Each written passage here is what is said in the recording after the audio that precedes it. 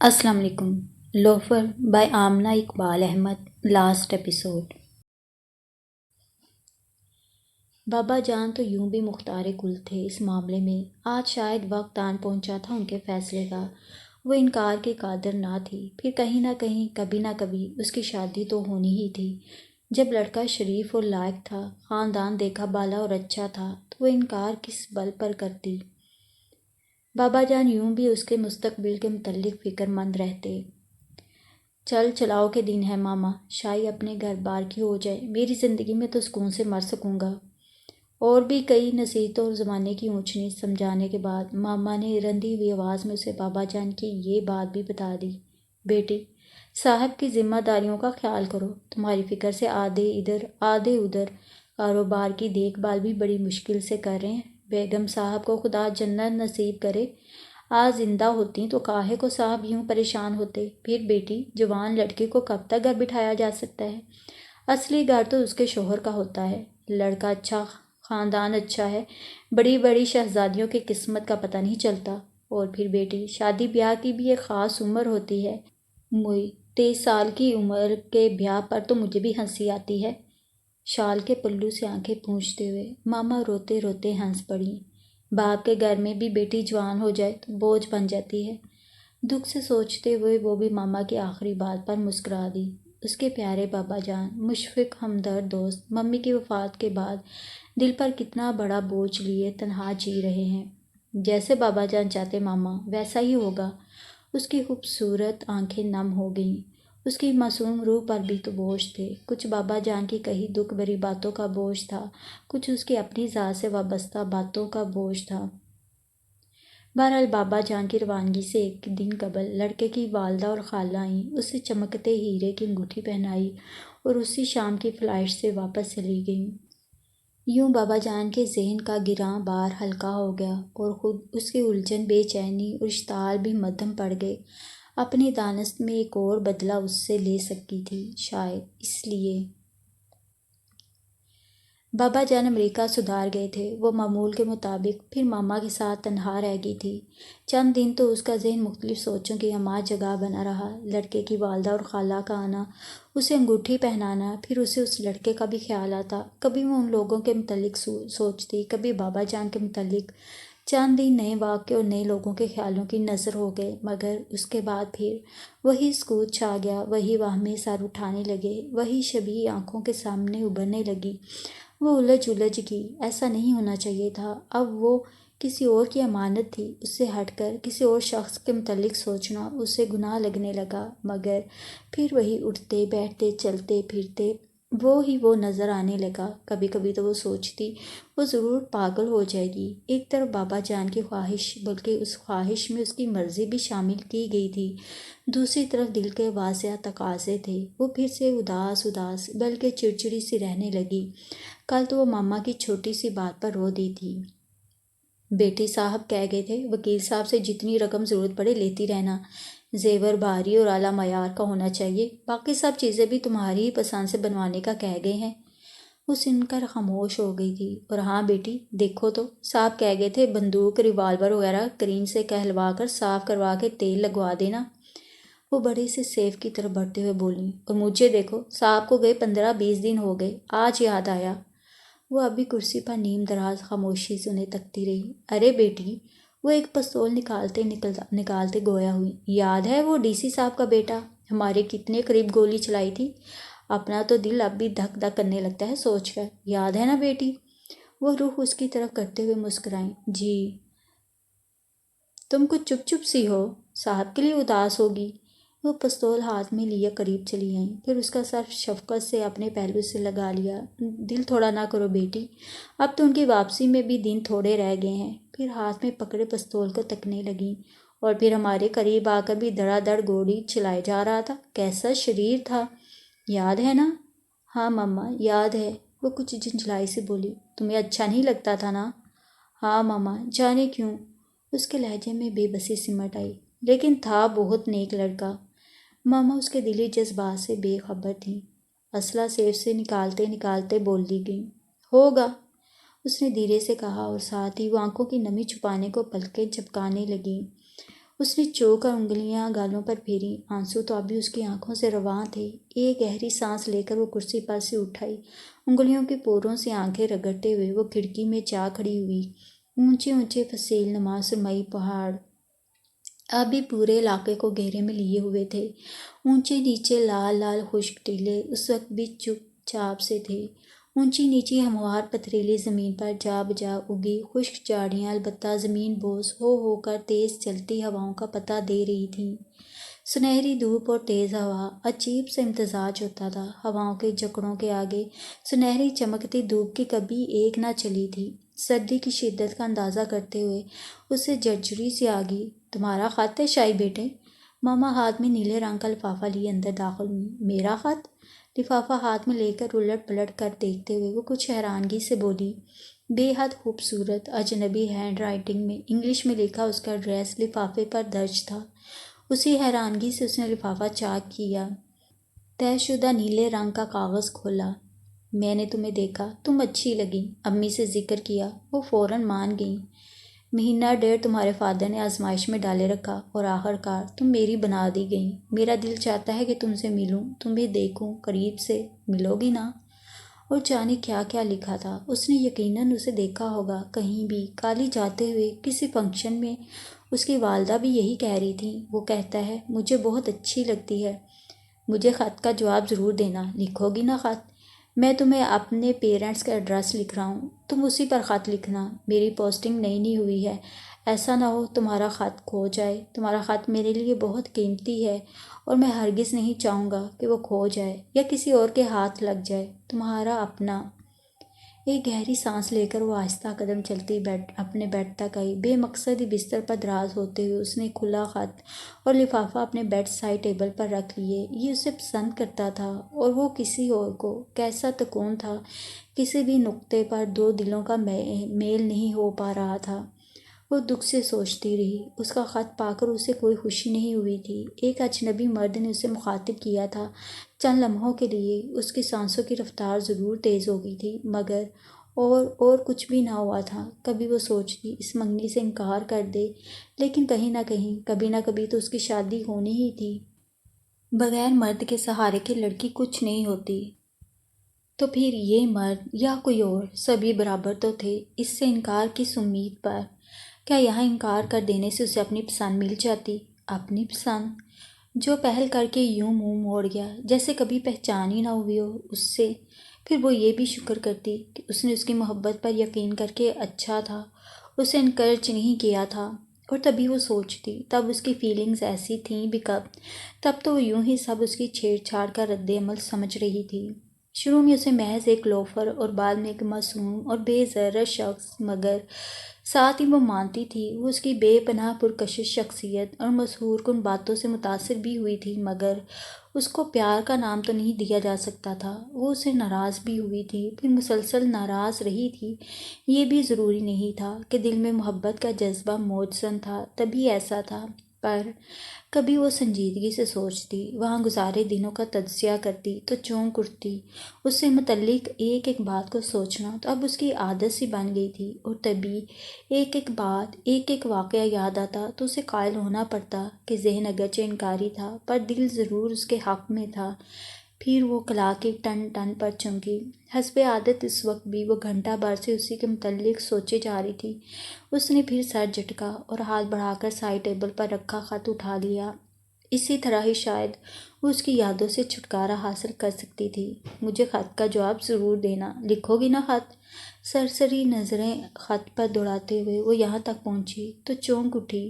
کیوں نہ وہ اسے خط کا جواب لکھ دے؟ جواب دینا اس کا اخلاقی فرض بھی تھا، اور اسی طرح خط و کتابت کا سلسلہ چل نکلتا تو شاید اس کا دھیان بڑھ جاتا، اور شاید وہ اسے بھول جانے میں کامیاب ہو جاتی۔ اس نئی سوچ سے اسے کچھ تقویت ملی، اور خط ہاتھ میں لے کر وہ کونے میں رکھی رائٹنگ ٹیبل کے آگے جا بیٹھی۔ پھر اس نے اسے خط کا جواب لکھ دیا، سادہ سا، چند سطروں پر مشتمل۔ یہاں بھی اس نے دیکھا قلم چل رہا تھا، مگر الفاظ میں کوئی بھی جذبہ بھرنے سے قاصر تھا۔ لفافے میں بند کر کے اس نے اس کا ایڈریس لکھا اور ٹکٹ لگا کر اٹھ کھڑی ہوئی۔ سیڑھیاں اتر کر وہ نیچے گئی، بیرے کو خط پوسٹ کرنے کو دیا اور خود خالی ذہن لیے اپنے وسیع لان میں نکل آئی۔ پرندوں کے غول اس کے سر کے اوپر سے گزرتے اپنے آشیانوں کی طرف بڑھے تو اسے ہوش آئی۔ شام کے سائے پھیلنے شروع ہو گئے تھے اور وہ اس کی یادوں سے چھٹکارا پانے کی نئی ترکیب پر عمل پیرا ہونے کے باوجود یہ تمام وقت اسی کے متعلق سوچتی رہی تھی۔ وہ بے بس سی سامنے دیکھنے لگی، وسیع نالے کا پانی چمکتی ریت میں لکیریں سی بناتا اپنا مخصوص سمت میں رواں دواں تھا۔ اس نے گہری سانس لی، وہ واقعی بے بس ہوئی جا رہی تھی۔ نم آنکھیں جھپکتے ہوئے وہ آہستہ آہستہ اندر کی طرف بڑھی اور پھر خط و کتابت کا سلسلہ چل ہی نکلا۔ وہ تو اس کا جواب پا کر جیسے دنیا جہان کے تمام خزانے پا گیا تھا۔ اس کے خط میں کتنی بے قراریاں تڑپ رہی تھیں۔ تمہارے بابا جان نے 6 ماہ کی مہلت مانگی ہے، انہیں کیا معلوم میں 6 سیکنڈ بھی مشکل سے گزار رہا ہوں۔ تم نے یہ نہیں لکھا کہ میں تمہیں ملنے آؤں یا نہیں۔ وہ بھی اس کے خط کا جواب دے دیتی تھی، مگر الفاظ میں رنگینیاں نہ بھر سکیں کہ ایسا جذبہ ہی دل میں مفقود تھا۔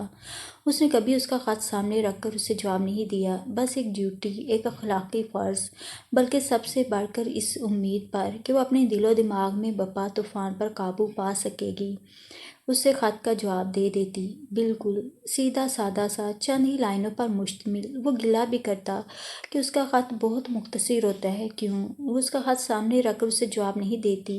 اس کے اکثر سوالوں کا جواب ہضم کر جاتی ہے، بلکہ وہ تو اب ہر خط میں یہ بھی پوچھنے لگا تھا کہ کیا وہ بھی اس کے لیے اتنی ہی بے قرار نہیں جتنا وہ بے قرار رہتا ہے۔ چاہنے کے باوجود بھی وہ اپنے الفاظ میں شدت اور تڑپ نہ بھر سکی کہ یہ سارے جذبے تو اب صرف کسی کی یادوں کے لیے وقف ہو گئے تھے۔ اسے تو یاد بھی نہ رہتا کہ اس نے خط میں لکھا کیا ہے اور وہ جواب کیا کیا دے رہی ہے۔ کوشش کے باوجود وہ اپنی اسکیم میں کامیاب نہ ہو سکی کہ سانس بن بن کر تو کسی اور کا نام آ رہا تھا۔ ماحول سہما سہما سا تھا، ہوا رکی ہوئی سی، دور تک پھیلا پہاڑی نالا چپ چاپ دھیمی رفتار سے رواں تھا۔ نیلگوں آکاش بھی جیسے اداس اداس تھا۔ حویلی کے پاس ہی رکی رکی سی رفتار سے بہتے پانی پر نظریں جمائے وہ سرمئی چٹان سے ٹکی کھڑی تھی۔ آج تو جیسے یادوں نے ہلہ بول دیا تھا، اتنی سی ہو شو کیس میں سجنے والی گڑیا جتنی، مگر پتہ ہے پھر بھی اتنے بڑے آدمی کو مار گرایا ہے۔ اپنے نازک سے ہاتھوں پر نظر پڑتے ہی جانے کیوں اسے یکدم سے یاد آیا۔ ڈنر سے واپسی پر اسے گالے جاتے ہوئے راستے بھر وہ بولتا گیا تھا۔ اس نے دیکھا اس کے دائیں ہاتھ کی انگلی میں منگنی کی خوبصورت انگوٹھی چمک رہی تھی۔ وہ اسے ہر وقت پہنے رکھتی تھی کہ ہو سکتا ہے یہی انگوٹھی اس کا دھیان بٹا کر اس کی یادوں سے چھٹکارا دلانے میں ممد و معاون ثابت ہو، اور شاید انگوٹھی دینے والے کے لیے دل میں پسندیدگی کے جذبات سر اٹھا سکیں، مگر اسے لگا یہ سب ناممکن ہے۔ واقعی پیار ایک ہی بار کیا جاتا ہے، بلکہ ہو جاتا ہے، مگر کیا اس پر بھی یہی بات صادق نہیں آتی؟ اس نے اچانک سوچا اور پھر وہ مزید دکھی ہو گئی۔ چٹان سے سر ٹیک کر اس نے سنبھالا لینا چاہا، مگر آج دل بری طرح بے قابو ہو رہا تھا۔ ڈیشنگ پرسنالٹی والے ڈی سی کا کیا حال ہے؟ وہ تو بڑا بے قرار لگتا تھا۔ خط وغیرہ تو لکھتا ہوگا، تمہارے بغیر جانے کیسے وقت گزارا ہوگا بیچارے نے۔ کہیں ماں بہن کو بیچ کر تمہیں لے اڑنے کی پیشکش تو نہیں کر لی؟ ضرور کچھ کیا ہوگا، تم بتاتی نہیں ہو۔ پچھلے خط میں بھی بات گول کر گئی، بلکہ وہ تو بڑا تیز تھا، خود ہی تو نہیں پہنچ گیا کہیں۔ آج ہی صوفیہ کو اسے خط ملا تھا، تمام خط اس کی باتوں سے بھرا پڑا تھا۔ وہ سنبھل نہ سکی، دل بھر بھر آیا، اور پھر بازو کے حلقے میں چہرہ چھپاتے ہوئے وہ پھوٹ پھوٹ کر رو دی۔ آج پھر وہ پرندوں کی پرواز کی مخصوص اسرار سے چونک اٹھی، سر اٹھا کر اوپر دیکھا، انگلیوں کی پوروں سے بہتے آنسو صاف کیے اور دکھی سانس لے کر پرندوں کے تعاقب میں دیکھنے لگی۔ تبھی دائیں طرف قدرے فاصلے پر اونچی پہاڑی پر واقع طلسماتی محلوں کے شان والے پولیٹیکل ایجنٹ کے ریزیڈنس پر نظر پڑی۔ دنوں بعد پورے کا پورا بنگلہ آج روشنیوں سے جگمگا اٹھا تھا۔ ان کی حویلی سے کوئی آدھے فرلانگ پر پی اے کے ریزیڈنس کا گیٹ تھا۔ گیٹ سڑک کے کنارے پر تھا، اور پھر اسی گیٹ سے سڑک کئی گولائیاں گھومتی بہت اونچی جا کر طلسماتی ریزیڈنس پر ختم ہوتی تھی۔ وہ چھوٹی سی تھی تو بابا جان کے ساتھ ایک بار وہاں منعقد ڈنر میں گئی تھی، تب اسے لگا تھا کہ وہ کسی طلسماتی محل میں آ گئی ہے۔ وہیں پہاڑی پر اوپر لان بھی بنے تھے، خوبصورت سن روم تھے، وسیع و ریز کمرے تھے، بالکنیاں تھیں، بارہ دریاں، چبوترے تھے، مہمان خانے تھے۔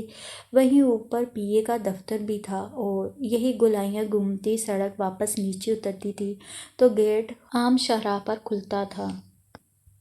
نیچے گیٹ سے لے کر اوپر ریزیڈنس تک گول گول گھومتی سڑک پر کھمبوں میں لگی بتیاں چل رہی تھیں، اور ریزیڈنس میں جلتی روشنیاں اندھیرے میں جگمگ جگمگ کرتے ستاروں سے مشابہ تھیں۔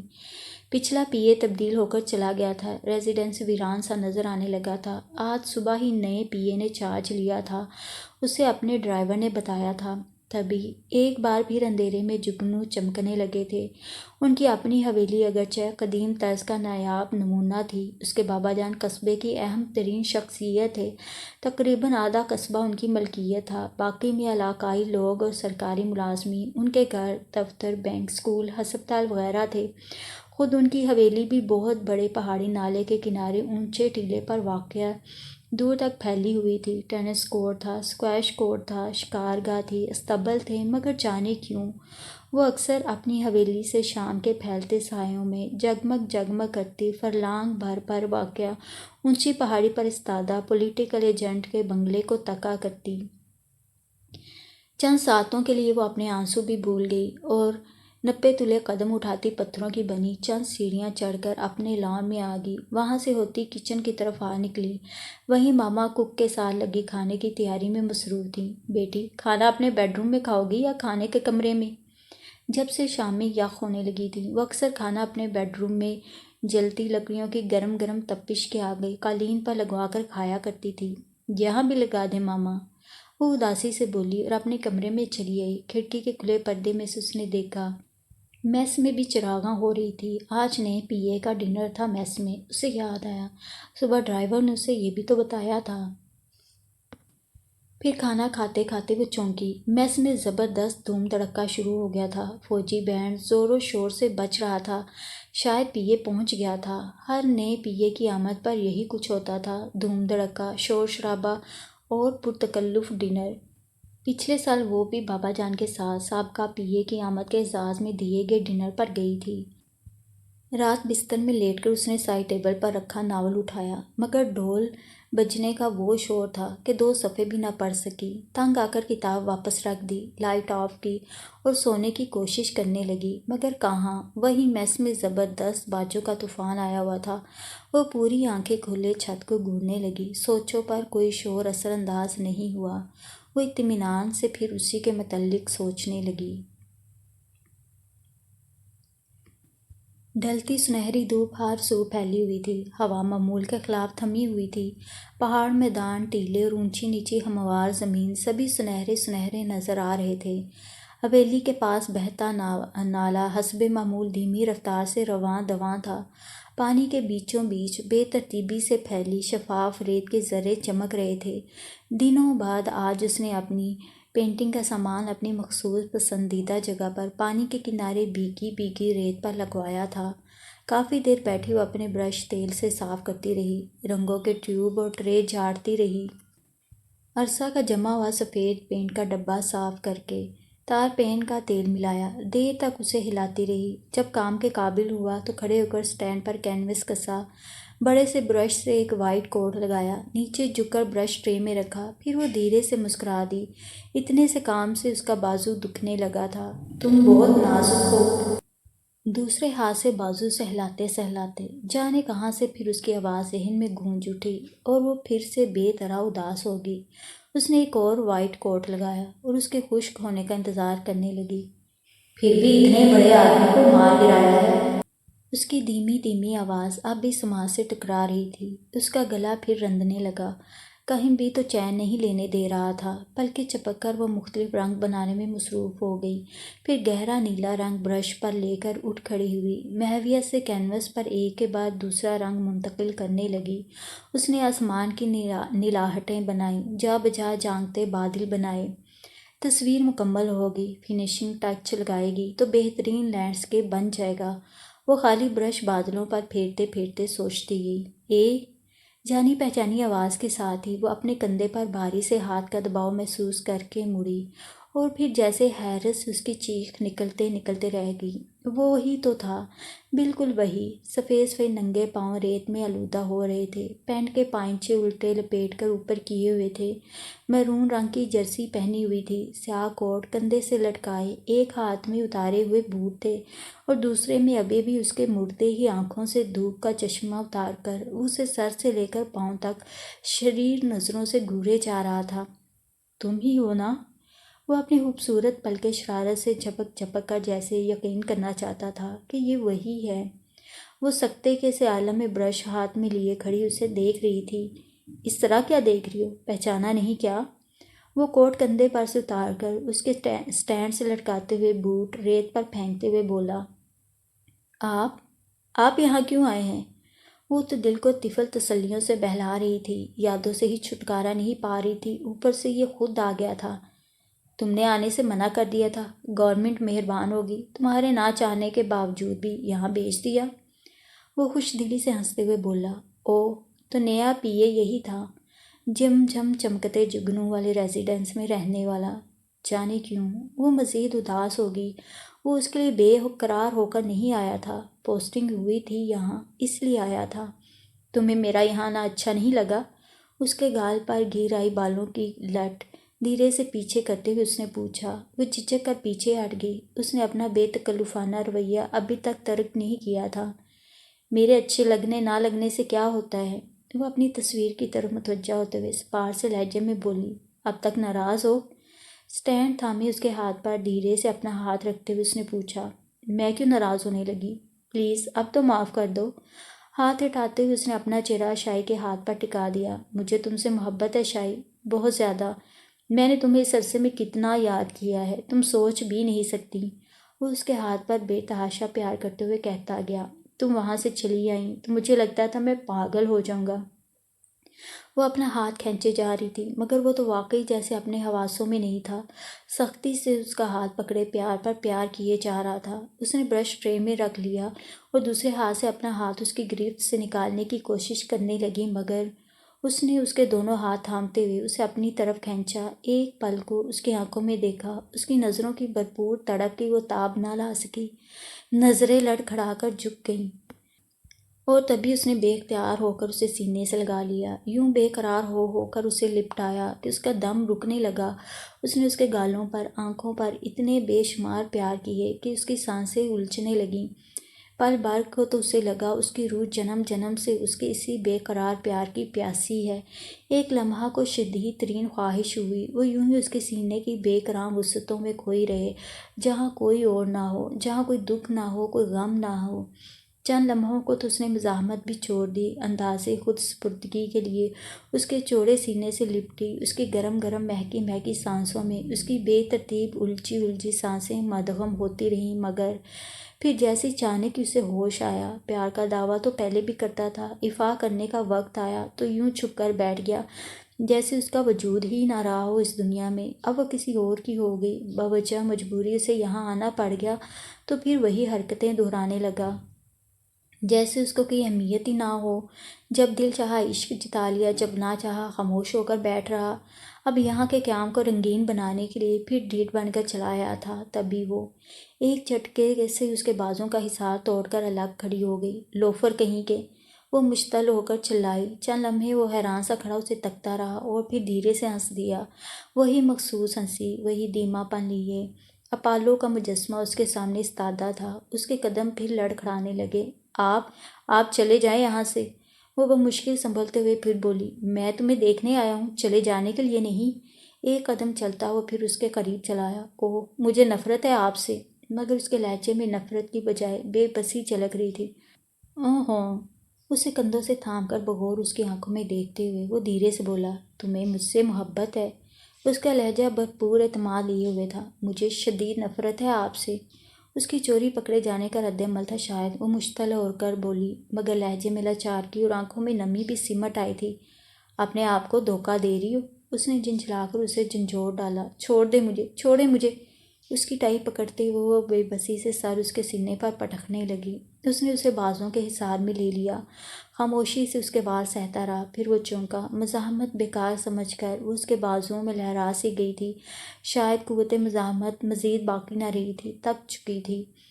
تم میری زندگی ہو، میری جان ہو، میری روح ہو، اسے بازوں میں جکڑتے ہوئے چہرہ اس کے بالوں میں چھپا کر بے قرار ہو کر وہ کہتا گیا، اور شاہی اس کے سینے میں منہ چھپا کر بے بسی سے رو دی۔ پھر روتے روتے اس کی ہچکی بند گئی۔ اپنی پچھلی بے قراریوں، بے تابیوں، اداسیوں، بے بسیوں کا سارا غبار نکالنے پر جیسے تل گئی۔ آنسو بہہ بہہ کر کامران کے گلے کو بھگونے لگے اور وہ بے تاب ہو کر اسے لپٹاتا رہا۔ تبھی وہ چونکا۔ حسب معمول پرندوں کے غول ان کے سروں پر سے گزرتے اپنے بسیروں کی طرف چل دیے تھے۔ آؤ اب چلیں۔ اس کے آنسو اپنی انگلیوں پر اٹھاتے ہوئے اس نے دل نشین مسکراہٹ سے کہا، کہاں؟ وہاں۔ اس نے اشارے سے اپنے جگنوں کے مسکن کی طرف اشارہ کیا۔ وہ دھیرے سے الگ ہو کر کھڑی ہوئی۔ تو تمہیں مجھ سے نفرت ہے؟ اس کے بال آہستہ سے سنوارتے ہوئے اس نے ہنسی ضبط کرتے ہوئے کہا۔ چند لمحے وہ چپ سی رہ گئی کہ تڑپ تڑپ کر اس کا رونا اس کے کھلے پیار کی دلیل ہی تو تھا۔ مگر مجھے آپ سے پیار بھی نہیں ہے۔ باوجود کوششیں ضبط کے اس کا لہجہ شاکی اور انداز ہزاروں شکوے لیے ہوئے تھا۔ جھوٹ نہیں بولا کرتے۔ اس نے آہستہ سے اپنی انگلی اس کے خوبصورت ہونٹوں پر رکھ دی۔ میں گھر جاؤں گی۔ وہ ٹرے سے سامان سمیٹنے لگی۔ کس کے گھر؟ وہ اس کا ساتھ دیتے ہوئے پھر شوخی سے بولا، اپنے گھر۔ وہ سپاٹ لہجے میں بولی، تو پھر چلو۔ اسے ہاتھ سے تھامتے ہوئے اس نے قدم اپنے ریزیڈنس کی طرف بڑھا دیے۔ میں اپنے گھر کی بات کر رہی تھی۔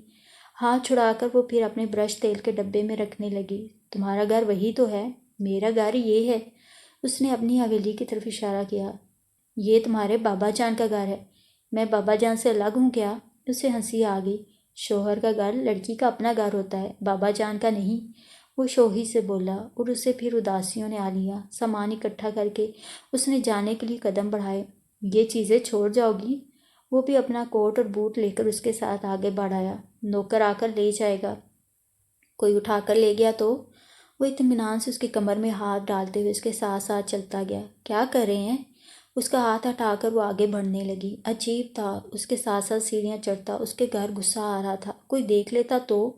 آپ وہ رک گئی۔ کوئی دیکھ لے گا؟ مجھے کوئی نہیں دیکھتا، وہ اطمینان سے کہتا چلا آ رہا تھا۔ آپ تو ہیں ہی ڈیٹ۔ اور جواب میں ایک خوشگوار قہقہ لگاتے ہوئے وہ اوپر لان میں آ گیا۔ اے میم، تم چلی کہاں؟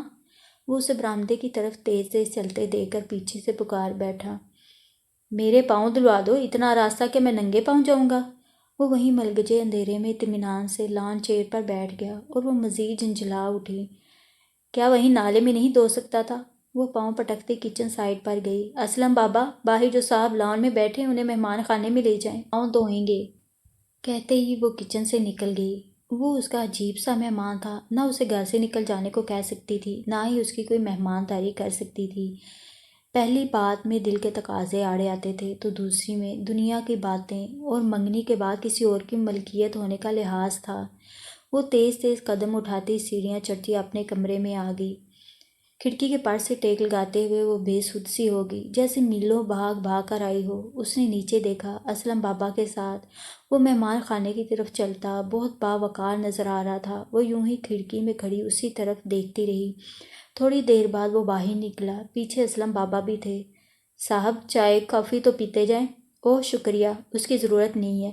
اس کے کمرے کے عین نیچے سے گزرتا کوٹ پہنتے ہوئے وہ بولا، صاحب چھوٹی بی بی ناراض ہوں گی۔ اور شاہی کو اسلم بابا کی بے وقوفی پر غصہ آ گیا۔ وہ کیوں ناراض ہوں گی؟ وہ حسب عادت شرارت سے بولا تھا، آپ ان کے مہمان ہیں نا؟ گھر والا ہوں، مہمان نہیں ہوں، سمجھے بابا صاحب؟ اسلم بابا کو تو اس کی تواضع کی فکر تھی، اس کی بات پر کب دھیان دے رہے تھے؟ پھر کسی وقت صحیح۔ وہ لان کے آخری سرے کی طرف جانے لگا۔ اب اجازت دو بابا۔ سلام صاحب۔ اسلم بابا متاثر سے نظر آ رہے تھے۔ سلام بابا۔ اس نے ہاتھ کے اشارے سے بابا کے سلام کا جواب دیا اور تیز تیز قدم اٹھاتا سیڑھیاں اتر کر اندھیرے میں آگے بڑھ گیا۔ کرنل اشفاق کے یہاں ڈنر تھا، وہ بھی انوائٹڈ تھی۔ آرمی کے گنے چنے آفیسرز، ان کی فیملیز کے علاوہ علاقے کے چیدہ چیدہ لوگ بھی شامل ہوئے تھے۔ آج پھر وہ سب سے نمایاں تھا، شخصیت میں، لباس میں، گفتگو میں، اور اس نے سوچا زندگی کتنی مشکل ہو کر رہ گئی تھی۔ ایک طرف منگنی کا بندھن، دوسری طرف دل کے تقاضے۔ وہ تو ہر ممکن کوشش کر رہی تھی اسے دل سے بھلانے کی، نہ بھی بھول پاتی تو بھی کسی اور کی ہو کر چلی جاتی، بہل ہی جاتی شاید، مگر یہ تو پیچھے ہی چلا آیا تھا۔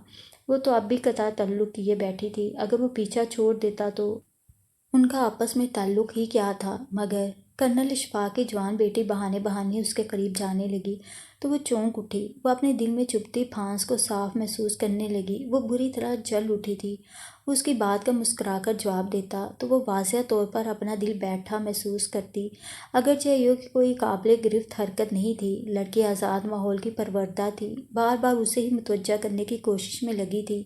یہ کوئی نئی بات نہیں تھی۔ اس کی باتوں کا جواب وہ مسکرا مسکرا کر دے رہا تھا۔ یہ ایٹیکیٹ میں شامل تھا، مگر پھر بھی معلوم نہیں کیوں وہ واضح طور پر بے چینی محسوس کر رہی تھی۔ واپسی پر اس نے پیدل آنا تھا، قریب ہی تو گھر تھا، مگر وہ پھر سے اسے اصرار کر کے بلکہ زبردستی کار میں بٹھانے لگا۔ وہ اسی راستے سے تو جا رہا تھا، پھر کیوں وہ پیدل جاتی؟ آگے بیٹھو آگے، پیچھے تو لوگ ڈرائیور کے ساتھ بیٹھتے ہیں۔ پچھلی سیٹ کے لیے اس کا ارادہ بھانپ کر اس نے ہاتھ سے پکڑ کر زبردستی اگلی سیٹ پر بٹھاتے ہوئے اسے کہا، اور وہ خاموشی سے بیٹھ گئی کہ وہ پہلے بھی کبھی اس سے نہ جیت سکی تھی۔ سناؤ، کیا حال چال ہے؟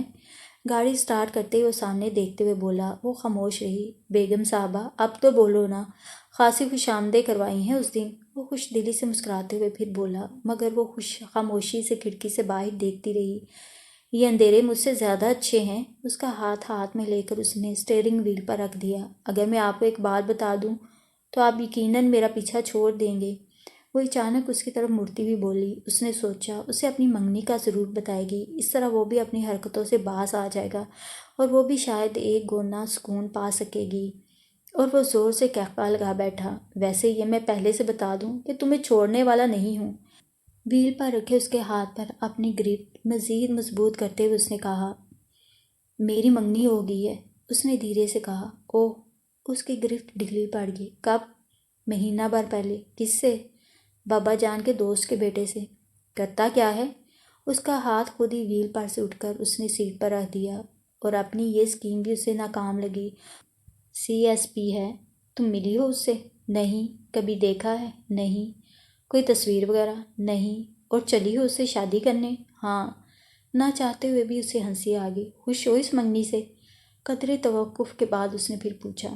بابا جان کی خوشی میری خوشی ہے، وہ دھیرے سے بولی، لیکن تمہارا دل الگ اور بابا جان کا الگ ہے۔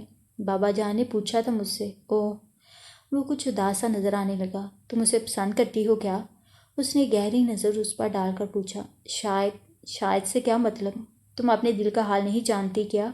وہ کچھ جھنجھلایا سا بولا۔ جانتی ہوں۔ پھر کیا کہتا ہے؟ شاہی خاموش رہی۔ اس کا بھی موڈ آف ہو چلا تھا۔ خاموشی سے ڈرائیو کرنے لگا۔ نام تو آتا ہوگا غالباً؟ قدرے توقف کے بعد وہ سامنے دیکھتے ہوئے پھر کہنے لگا۔ ہاں۔ وہ اس کا لب و لہجے پر دھیرے سے مسکرا دی۔ مجھے بتاؤ گی؟ اس کا نام کامران ہے۔ اس نے گہری سانس لی۔ شکر ہے، نام تو آتا ہے۔ ان کی حویلی قریب آ گئی تھی۔ کار کی ہیڈ لائٹیں دیکھتے ہی چوکیدار نے گیٹ کھول دیا۔ یہی اتار دیں؟ منگنی کے بعد وہ کچھ محتاط سی ہو گئی تھی۔ اپنے نوکروں کے سامنے کسی غیر مرد کے ساتھ گھر کے اندر آنا اسے اچھا نہ لگا۔ کیا بات ہے؟ منگنی کے بعد احتیاط بہت کرنے لگی ہو؟ وہیں گاڑی روک کر اس نے دھیرے سے کہا۔ وہ چپ رہی۔ بہت ڈرتی ہو کامران سے؟ شاہی نے نظر اٹھا کر اس سے دیکھا اور بس۔ پھر بھی میم صاحب، منگنی ہو جائے تمہاری، چاہے شادی، ان دھمکیوں سے کوئی فرق نہیں پڑتا۔ میں ایسی باتوں سے ڈرنے والا نہیں۔ وہ اترنے کے لیے دروازے کی طرف بڑھی ہی تھی کہ لمبی سی چوٹی سے پکڑ کر اسے اپنی طرف کھینچتے ہوئے اس نے کہا، چھوڑ دیں مجھے۔ جانے کیوں اپنی اسکیم فیل ہوتے دیکھ کر وہ دل برداشتہ سی ہو گئی، آواز گلے میں رند گئی اور آنکھیں ایک بار پھر نم ہو گئیں۔ اچھا جاؤ۔ جلدی سے اس کی دونوں بھیگی بھیگی آنکھوں پر پیار کرتے ہوئے اس نے اسے چھوڑ دیا۔ چند قدم پر گیٹ اور گیٹ کھولے چوکیدار کھڑا تھا۔ اسے زیادہ دیر رکنا مناسب نہیں تھا۔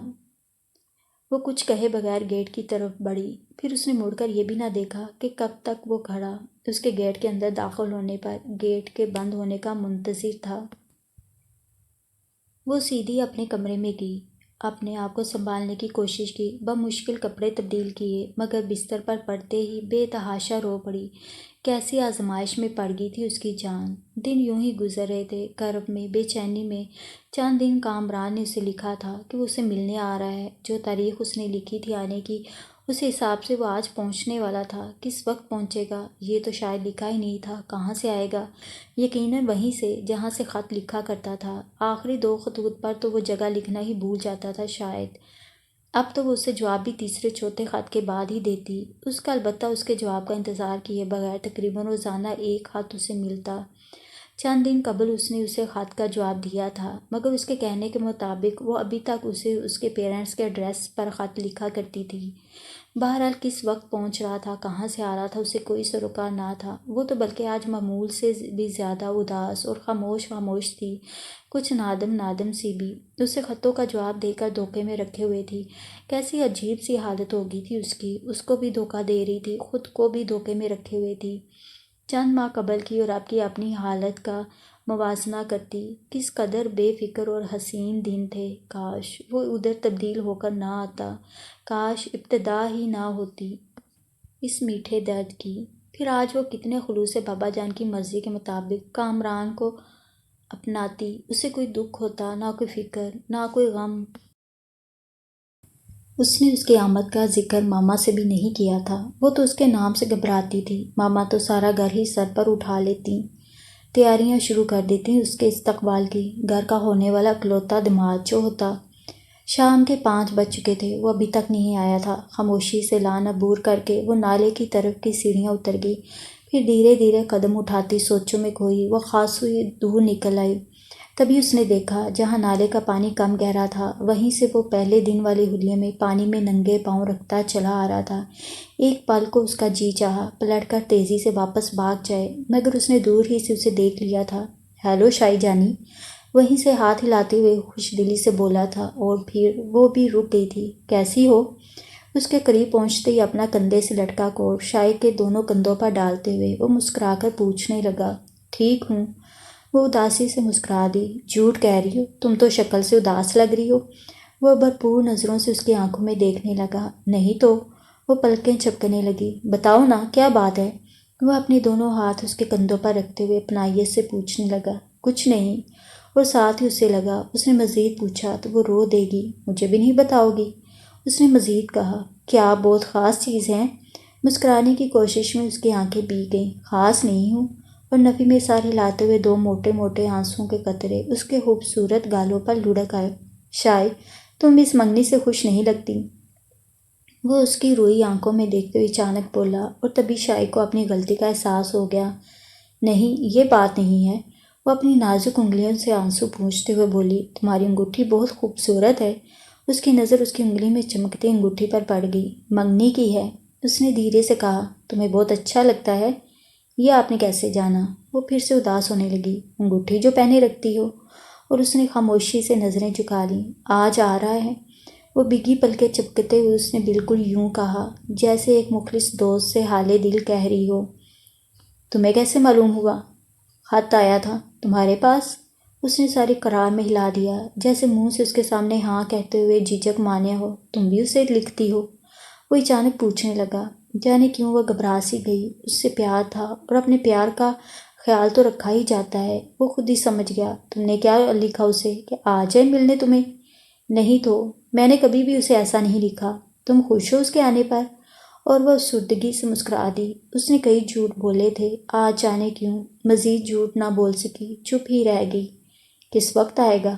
شاید ابھی آ جائے، یا پھر آ بھی چکا ہو، میں تو یہاں نکلی ہوں۔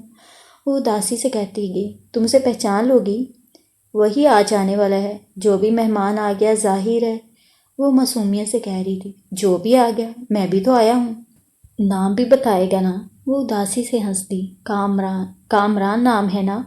وہ بغور اس کی آنکھوں میں دیکھ رہا تھا۔ آپ کے پاس اور کوئی ٹاپک نہیں ہے؟ غیر ارادی اس کے منہ سے نکلا۔ او، آؤ اس طرف واک کریں۔ وہ حویلی سے مخالف سمت کی طرف اشارہ کرتے ہوئے بولا، یہی ٹھیک ہے۔ وہ پہلے ہی گھر سے خاصی دور نکل آئی تھی، اسے اچھا نہ لگا۔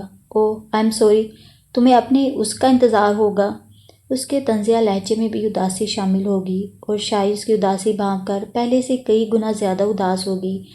جانے کیوں مجھے انتظار نہیں ہے میں اس سے چند بے ربط سے ادھورے فکروں کے ساتھ ہی اس کے پھر آنسو نکل پڑے۔ کیا بات ہے شاہی، لگتا ہے تم کچھ چھپا رہی ہو، کبھی لگتا ہے کچھ بتانے چلی ہو۔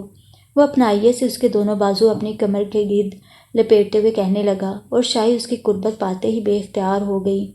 مجھے اس کا انتظار نہیں ہے، مجھے وہ اور اس کے چوڑے سینے پر سر رکھ کر وہ ہچکیاں لے لے کر رونے لگی۔ آج سب کے سارے بند ٹوٹ ہی تو گئے۔ وہ اسے پسند نہیں کرتی تھی، اس کا پیار تو اس کے سامنے موجود تھا، دل پر صبر و ضبط کا بار گران لیے وہ تھک چکی تھی۔ اس کی آمد کی خبر جیسے آخری بوند تھی اور پھر پیمانہ چھلک ہی پڑا۔ میں اس کا انتظار نہیں کر رہی، مجھے اس کا انتظار نہیں ہے، میں اور کامران نے اسے بازوؤں میں بھر کر سینے میں سمو لیا۔ میں مر جاؤں گا تمہارے بغیر، مر جاؤں گا۔ تم میری روح ہو شاہی، میری جان ہو۔ اس کے خوبصورت چہرے پر ان گنت پیار کرتے ہوئے اس نے اسے سینے کے ساتھ یوں جکڑ لیا تھا جیسے اسے کوئی لے ہی تو جائے گا، اور شاہی کی سانسیں ایک بار پھر الجھنے لگی، مگر اس نے مزاحمت نہیں کی، مچلی نہیں، شور نہیں مچایا، چپ چاپ اس کے سینے سے لگی ہچکیاں لیتی رہی۔ شام گہری ہو چلی تھی، جگنوں کے مسکن میں پھر جم جم ہونے لگی تھی۔ اس نے دھیرے سے سر اٹھا کر اسے دیکھا، گہری گمبھیرتا چہرے پر لیے وہ اسے تک رہا تھا۔ دل کی بات بتا دیا کرتے ہیں، بوجھ ہلکا ہو جاتا ہے، وہ نرمی سے بولا۔ پرکشش ہونٹوں پر پھر سے مخصوص تبسم ابھر آیا تھا اور آنکھیں معمول کی طرح شوخی سے چمکنے لگی تھیں۔ تبھی آنسو پوچھتے پوچھتے اسے احساس ہوا یہ اس نے کیا کر دیا تھا۔ آدھا راز تو اسے بتا ہی دیا تھا، یہ تو وہ سمجھ ہی گیا تھا کہ وہ اپنے منگیتر کی منتظر نہیں ہے، کہیں باقی کا آدھا بھی وہ جان تو نہیں گیا تھا، وہ سمجھ تو نہیں گیا تھا کہ اس کا پیار وہی ہے۔ اس نے پھر اس کی طرف دیکھا، دل نشیں مسکراہٹ ہونٹوں پر لیے وہ اسے تک رہا تھا۔ آؤ تمہیں گھر چھوڑاؤں، تمہارا مہمان آ چکا ہو سکتا ہے تمہارے پہنچتے پہنچتے وہ چلا بھی گیا ہو۔ اس کا ہاتھ تھامتے ہوئے وہ آگے بڑھنے لگا اور وہ دھیرے سے مسکرا دی۔ آ بھی گیا ہوگا، چلا بھی گیا ہوگا، کیا کہہ رہا تھا وہ؟ خدا حافظ۔ اسے لان کی سیڑھیوں تک پہنچاتے ہوئے اس نے دھیرے سے اپنے ہونٹ اس کے نازک سے ہاتھ پر رکھتے ہوئے کہا، آپ بار بار بھول جاتے ہیں کہ میری منگنی ہو چکی ہے۔ اپنا ہاتھ آہستہ سے چھڑا کر اس نے ہولے سے کہا، دیکھا جائے گا۔ اس نے خوش دلی سے جواب دیا، ٹاٹا۔ ہاتھ ہلاتے ہوئے وہ اپنے ریزیڈنس کے راستے پر ہو لیا۔ اسے کل سے بخار آ رہا تھا، ٹھنڈ لگ گئی تھی شاید، ماما نے ڈاکٹر بلوا کر دکھایا تھا اور دوائیاں اس نے شروع کر لی تھیں، مگر طبیعت ابھی تک سنبھلی نہیں تھی۔ تبھی ماما کی زبانی آنٹی افتخار کو معلوم ہوا تو وہ دوڑی چلی آئیں، کافی دیر تک اس کے پاس بیٹھی اس کا سر دباتی رہی، ساتھ ہی ساتھ کئی گھریلو نسخے بتاتی گئیں، ڈاکٹروں کی تیز اور گرم دوائیوں کی منفی بھی کرتی رہیں۔ پھر چائے پیتے پیتے باتوں کا رخ اڑوس پڑوس کی طرف جا نکلا۔ کل کرنل شفاق بیگم نے پی اے کو چائے پر بلایا تھا، وہ جیسے رازداری سے کہنے لگیں۔ کرنل شفاق صاحب کی بیگم نے؟ ماما کچھ حیران سی بولیں اور شاہی کا دل بے ترتیبی سے دھڑک اٹھا تھا۔ نائلہ پھر پیش رہی ہوگی۔ ہاں، صرف پی اے صاحب کو ہی بلایا تھا، میں اچانک چلی گئی تھی، مجھے تو لگتا ہے کچھ بیٹی کا چکر ہے، لڑکی بنی سنوری چائے پیش کر رہی تھی۔ اور شاہی کو ایک بار پھر دل بیٹھتا سا محسوس ہوا۔ باتوں کا رخ اب دوسری طرف چلا گیا تھا، مگر شاہی کے دکھوں میں مزید اضافہ ہو گیا تھا۔ پھر وہ جھنجھلا اٹھی۔ کیا ہو گیا تھا اسے؟ شادی کسی اور سے ہونے والی تھی، دل کسی اور کو چاہتا تھا، پھر وہ کرنل کی بیٹی کو لفٹ دینے بھی لگا تھا تو وہ کس منہ سے گلہ کر سکتی تھی؟ مگر وہ جو اس سے پیار کا دعویٰ کرتا تھا، دل نے کہا کچھ بھی ہو وہ اس کا پابند تو نہیں ہو سکتا تھا، جبکہ اسے معلوم تھا کہ وہ کسی اور سے وابستہ تھی، کسی کو لفٹ دیتا، چاہے کچھ بھی کرتا، اس کا پابند تو نہیں تھا نا۔ دماغ نے دلیل پیش کی، مگر اس سے پیار جو جتاتا تھا۔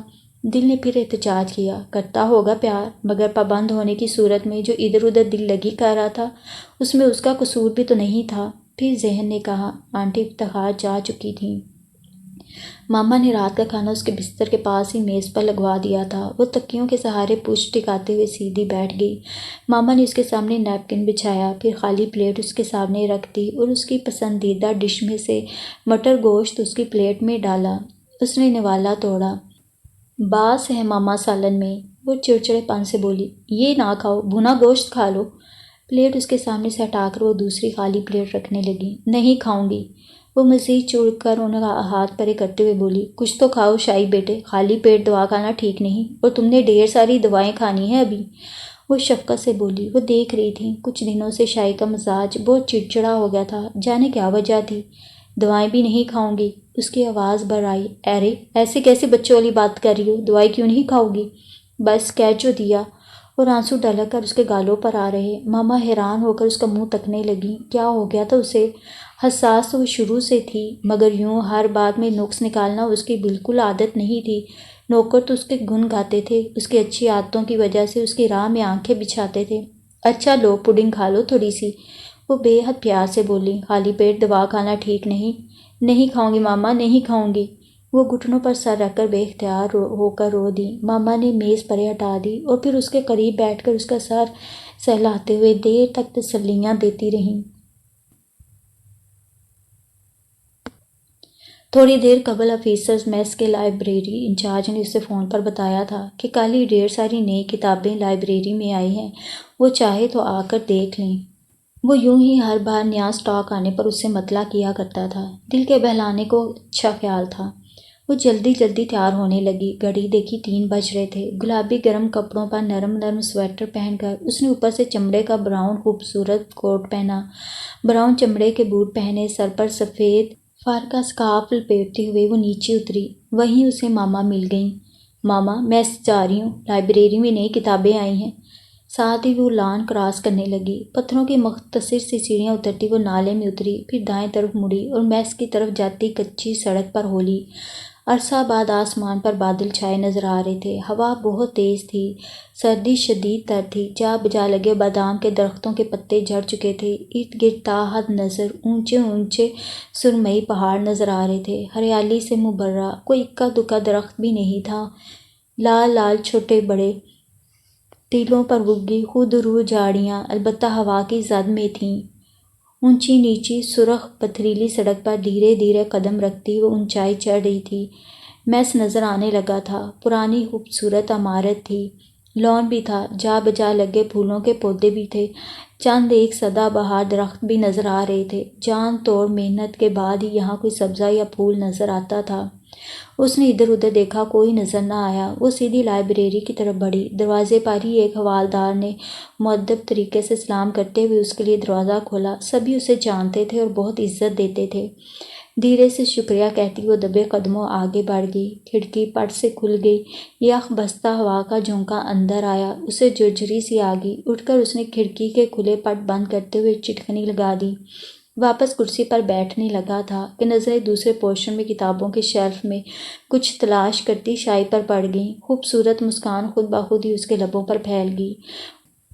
واپس اپنی جگہ پر بیٹھتے ہوئے اس نے پھر سے ٹائم کا تازہ پرچہ دیکھنا شروع کیا، مگر اب کہ میز پر نہیں رکھا، وہیں گود میں رکھ کر سر میز پر ٹیکتے ہوئے نیچے گود میں رکھے کھلے میگزین کو تکتا گیا، مگر اب اسے کچھ سمجھ نہیں آ رہی تھی، کہاں سے اس نے چھوڑا تھا اور اب کہاں سے پڑھنا تھا۔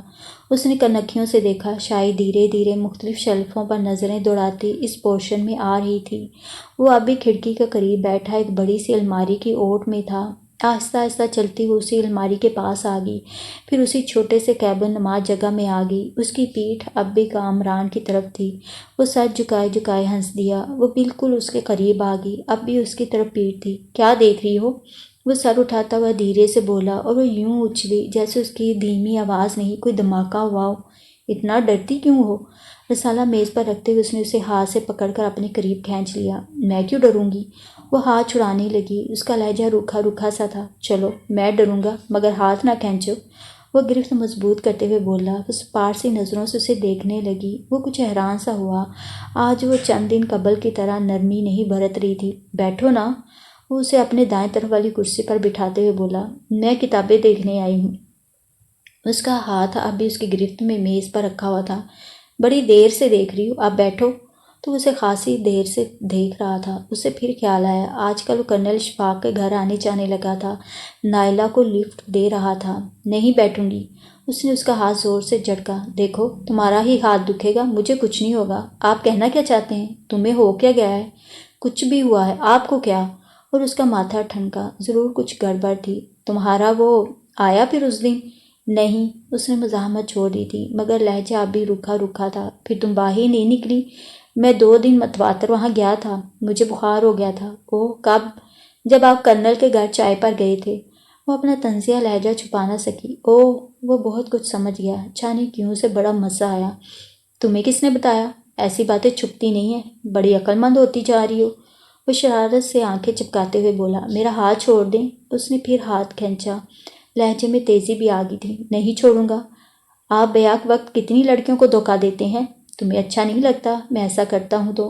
مجھے کیا، آپ کچھ بھی کریں، وہ مزید تیزی سے بولی، اور وہ مزید محفوظ ہوا۔ اچھا چھوڑو یہ بات، یہ بتاؤ تمہارے اس کا خط آیا ہے پھر؟ روز آتا ہے۔ وہ بھی شاید اسے جلانے کا سوچ رہی تھی۔ بڑا پیار کرتا ہے تم سے، شاید تمہیں اچھا لگتا ہے وہ؟ آپ کیوں پوچھتے ہیں؟ وہ تلخی سے بولی۔ میں تمہیں اتنا ڈھیر سارا پیار کرتا ہوں، اتنا حق تو مجھے پہنچتا ہے نا کہ یہ بات پوچھوں تم سے۔ آپ پیار کرتے ہیں؟ اور کیا جک مارتا ہوں؟ اور وہاں کیا کرتے ہیں جا کر؟ کہاں؟ وہ انجان بن گیا۔ یہی باتیں آج کل وہاں بھی دہراتے ہوں گے؟ نہیں میڈم، بالکل بھی نہیں، یہ باتیں تم سے اور صرف تم سے ہوتی ہیں۔ وہ اس کی انگلیوں میں اپنی انگلیاں پھنساتے ہوئے مخصوص انداز میں ہنستے ہوئے بولا۔ وہ خاموش ہو رہی۔ اچھا میں آئندہ وہاں نہیں جاؤں گا، اب تو خوش؟ وہ ابھی نظریں جھکائے میز پر رکھے ٹائم کے پرچے کو تکتی رہی۔ تمہیں یہ بتایا کس نے ہے؟ وہ پھر بولا۔ بس بتا دیا کسی نے، اور تم ناراض ہوگی؟ میں کیوں ناراض ہوگی؟ یہ اپنے دل سے پوچھ لو، وہ آرام سے بولا، اور اس کی پلکیں گرنے اور اٹھنے لگی۔ میں چلو چھوڑو، کچھ اپنے اس کے متعلق بتاؤ۔ آپ کو اس سے اتنی دلچسپی کیوں ہے؟ مجھے اس سے دلچسپی ہے؟ پھر کیوں پوچھتے رہتے ہیں؟ بس یوں ہی اندازہ کرنا چاہتا ہوں کہ وہ خوش قسمت تمہیں کتنا اچھا لگتا ہے۔ مجھے اچھا نہیں لگتا۔ کیوں؟ بس پھر منگنی کیوں کی تھی؟ بابا جان کی خواہش تھی، اور خود تمہاری مرضی، تم تو ہو ہی اتنی سی مائکروسکوپک سی چیز، بابا جان نے اہمیت ہی نہیں دی ہوگی۔ اور اس کے لب و لہجے پر اسے ہنسی آ گئی۔ لیٹس اسٹاپ اٹ، آؤ اپنی باتیں کرتے ہیں، بلکہ تم تو کیا اپنی باتیں بتاؤ گی، میں اپنی سناتا ہوں۔ رات میں نے خواب دیکھا تھا۔ وہ کہتے کہتے چپ ہو گیا، اور وہ مسکراتے ہوئے اس دلچسپ آدمی کو دیکھنے لگی۔ خواب میں ایک لڑکی دیکھی تھی، بے حد خوبصورت، نازک نازک سی، اور شاہی کے ماتھے پر شکن ابھر آئیں۔ اب تم خواب میں بھی آئی لڑکی پر ناراض ہونے لگی؟ میں کیوں ناراض ہوں گی؟ وہ آہستہ سے بولی۔ اچھا سنو، پھر وہ میرے قریب آئی، بہت زیادہ، تھی بھی بہت پیاری۔ وہ چبا چبا کر کہہ رہا تھا، سو میں نے اسے سینے سے لگا لیا۔ آپ تو ہیں ہی بدماش، تلخی سے کہتے ہوئے اس نے اپنا ہاتھ ایک جھٹکے سے چھڑا لیا، اور کامران زور زور سے کہکے لگانے لگا۔ اس سے بھی ہنسی آنے لگی۔ ہاتھ بڑھا کر اس نے میز پر سے میگزین اٹھا لیا۔ یہ میرا ہے، کامران نے جھٹ سے چھین لیا۔ رسالہ لے کر پھر اس نے بولنا تو تھا نہیں۔ لائبریری کا ہے، اس نے واپس چھین لیا، اور تبھی میس کا بہرہ دونوں کے لیے گرم گرم کافی لے آیا، ساتھ میں چکن سینڈوچز بھی تھے۔ مزہ آ گیا، بہرے کے جاتے ہی کامران نے کہا۔ وہ کوئی توجہ دیے بغیر رسالے پر نظریں جمائے رہی۔ اس نے ایک پیالی چائے کے آگے رکھ دی، اور سینڈوچ اٹھا کر اس کے منہ تک لے گیا۔ کھاؤ؟ نہیں؟ کیوں؟ بس بھئی ہوا کیا ہے، اتنی اکھڑی اکھڑی کیوں ہو آج؟ وہ خاموشی سے رسالہ دیکھتی رہی۔ پتہ ہے یہ بہرہ باہر جا کر کیا کہے گا؟ وہ اب بھی خاموش رہی کہ دونوں بیٹھے اندر۔ میں بتا دوں گی اسے غلط فہمی ہوئی ہے، میں نائلہ اشفاق نہیں ہوں، شاہ فصیح احمد ہوں۔ اس کی بات کاٹتے ہوئے اب بھی رسالے پر نظریں جمائے اس نے پھولے پھولے منہ کے ساتھ کہا۔ اوہ، اس نے شرارت سے آنکھیں نچائیں۔ ناؤ اسٹاپ اٹ، یہ تو بتاؤ تمہارا رزلٹ آیا یا نہیں؟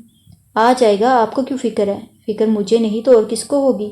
اس نے خالی کپ میز پر رکھ دیا، پھر آہستہ سے اٹھ کھڑا ہوا۔ کتابوں کی شیلفوں پر سرسری نظریں ڈالتا وہ دوسرے سرے تک گیا، چند کتابیں اٹھا کر الٹ پلٹ کر دیکھتا رہا، اور پھر دھیرے دھیرے سے چلتا واپس اس کی پشت پر آ کر کھڑا ہو گیا، دونوں بازو اس کی گردن کے گرد حمائل کیے، اور ہولے سے اپنے ہونٹ اس کی گردن پر رکھ دیے۔ کتنا بولڈ تھا وہ دیکھ رہی تھی۔ جب سے وہ یہاں پوسٹ ہو کر آیا تھا، یکدم ہی بہت بے تکلف اور دلیر ہو گیا تھا۔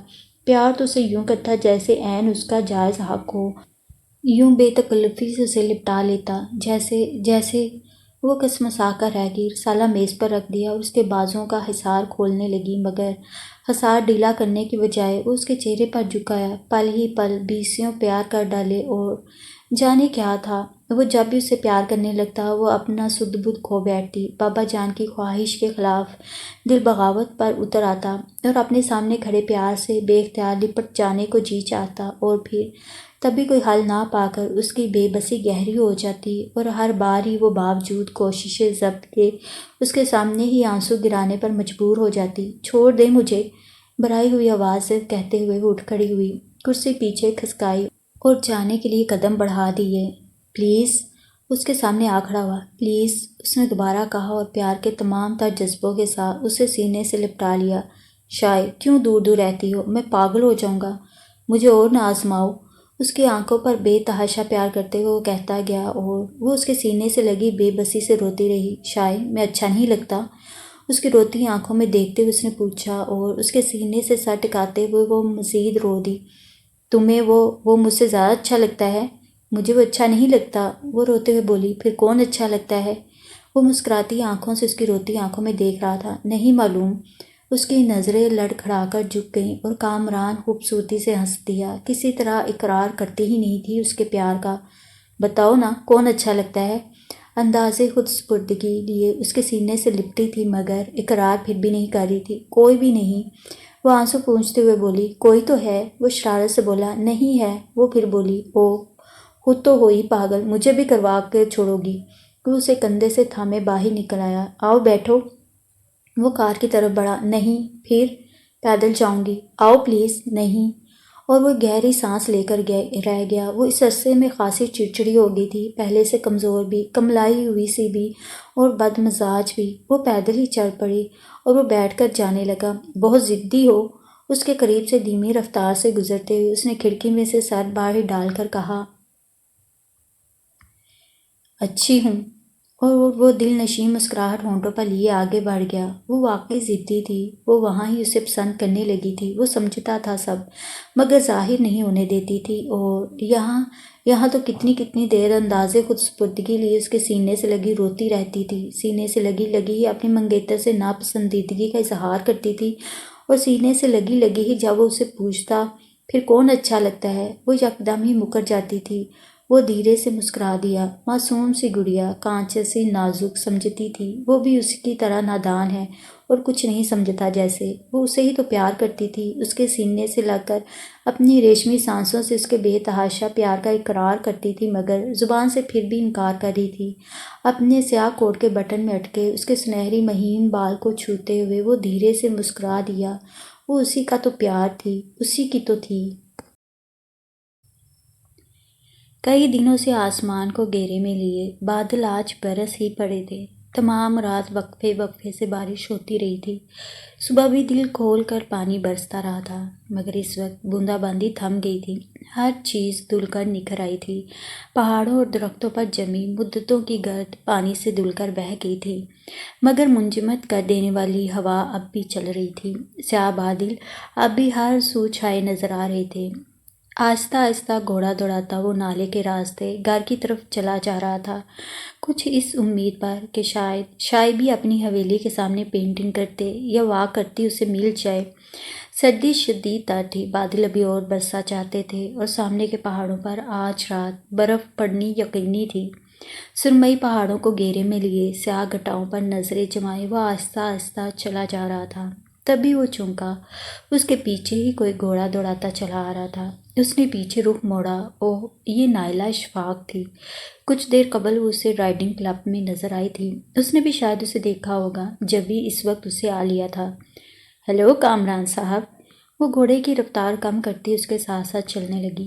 ہیلو، اس نے بھی جواب دیا۔ کیسے ہیں آپ کامران صاحب؟ وہ پھر بولی۔ ٹھیک، اللہ کا فضل ہے، اس نے خوش اخلاقی سے جواب دیا۔ بہت دنوں سے آپ ہمارے یہاں نہیں آئے، وہ شاکی لہجے میں بولی۔ مصروفیت ہی اتنی ہوتی ہے، اس نے مسکراتے ہوئے کہا۔ آپ چاہیں تو اتنا وقت ضرور نکال سکتے ہیں، اس نے کامران کی آنکھوں میں آنکھیں ڈال کر کہا۔ کرنل صاحب کیسے ہیں؟ اس نے بات کا رخ موڑنے کی خاطر کہا۔ اچھے ہیں، ہر وقت آپ کی تعریف کرتے رہتے ہیں۔ نوازش ہے ان کی، ورنہ میں اس قابل کہاں۔ آپ کس قابل ہیں یہ مجھ سے پوچھیے، آپ بنائیے نہیں۔ دراصل شام کو میں اپنی منگیتر کے پاس چلا جاتا ہوں، اس لیے وقت کم ہی ملتا ہے کہیں آنے جانے کا، اس نے بتا دینا ضروری سمجھا۔ آپ کی منگیتر؟ آپ کی منگنی ہوئی ہے کیا؟ اس نے بمشکل پوچھا۔ جی میری منگنی ہو چکی ہے، ابھی ابھی کوئی 1.5 ماہ ہوا ہے۔ آپ کی منگیتر یہاں ہوتی ہیں؟ اس نے مزید پوچھا۔ جی وہ سامنے جو دائیں جانب حویلی ہے۔ وہ تو فصیح احمد صاحب کی ہے، انہی کی بیٹی سے میری منگنی ہوئی ہے۔ وہ اطمینان سے بولا۔ شائستہ سے؟ وہ مسحور سا بولا۔ لیکن آپ فرنٹیئر سائڈ کے ہیں، یہاں اتنی دور؟ دل قریب ہونے چاہیے، فاصلوں سے کیا ہوتا ہے؟ اوہ، وہ چل ہی تو گئی۔ منگنی آپ کی پسند پر ہوئی ہے؟ جی، میں نے اسے دیکھا، مجھے اچھی لگی، امی سے ذکر کیا، انہوں نے ڈیڈ سے، وہ فوراً مان گئے۔ کسی زمانے میں ڈیڈ یہاں XCN رہ چکے ہیں۔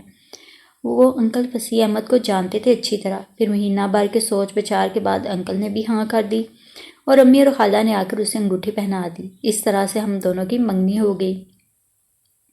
اس کے بار بار کے سوالوں پر اس نے مختصراً اسے ساری بات بتا دی۔ تبھی چٹان کے پیچھے سے نکل کر سامنے آتے ہوئے اس نے دیکھا کچھ فاصلے پر شاہی اپنی حویلی کے سامنے حسب سابق سٹینڈ لگائے تصویر بنانے میں مصروف تھی۔ آج خیریت نہیں، اس نے سوچا اور آہستہ سے گھوڑے کو پانی میں ڈال دیا۔ آپ نے اچانک رخ کیوں بدل لیا؟ کامران کی تقلید میں نائلہ نے بھی گھوڑے کا رخ موڑ لیا۔ مجھے جلدی ہے، یہ کنارہ نسبتاً نزدیک پڑتا ہے، اس نے بات بنائی۔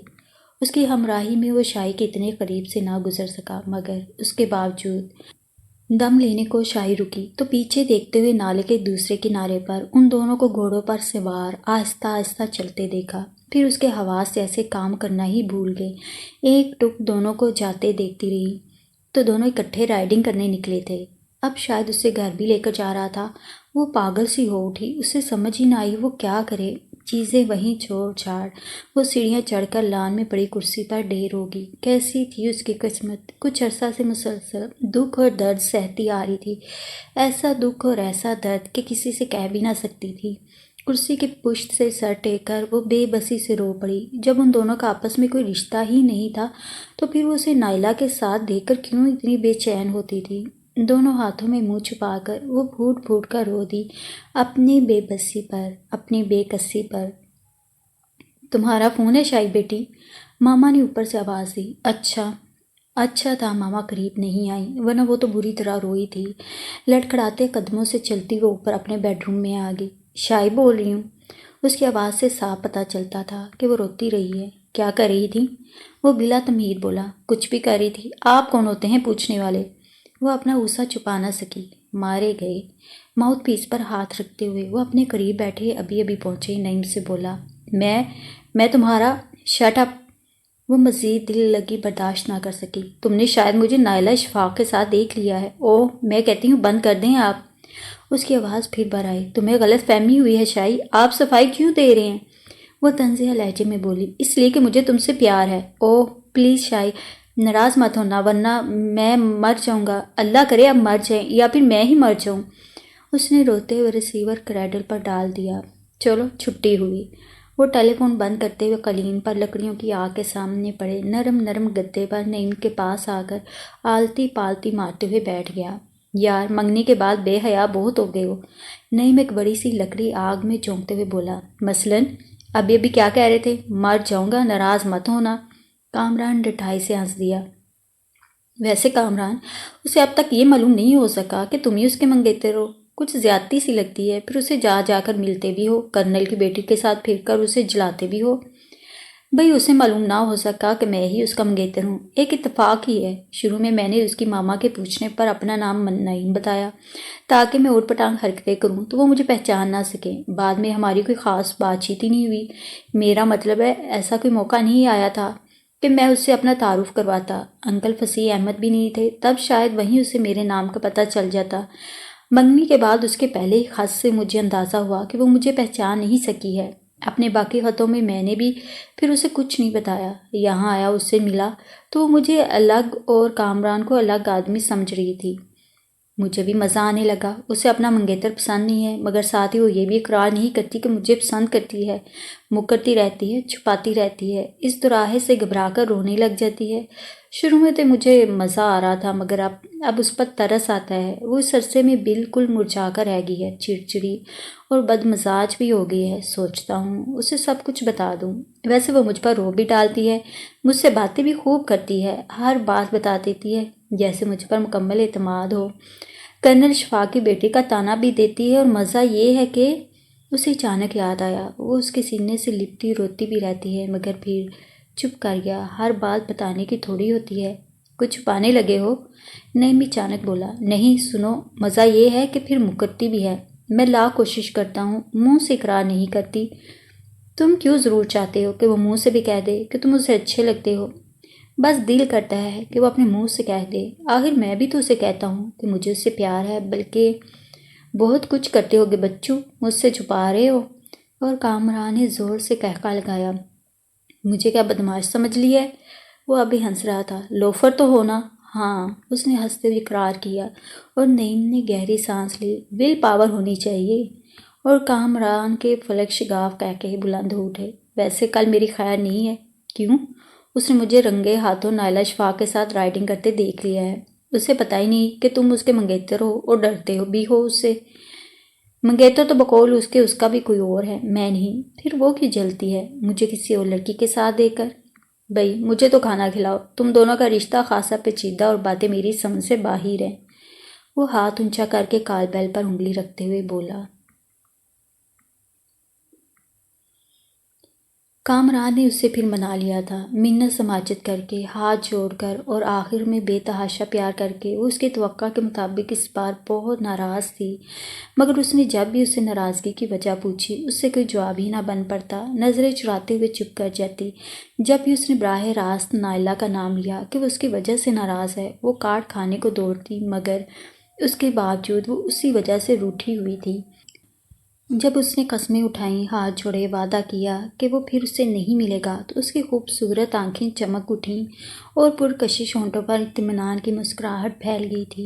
उसने उससे उसके मंगेतर का हाल भी पूछा था, जिसे वो इस बार सिरे से सुनने को तैयार ही ना थी। तुम्हें वो अच्छा नहीं लगता क्या?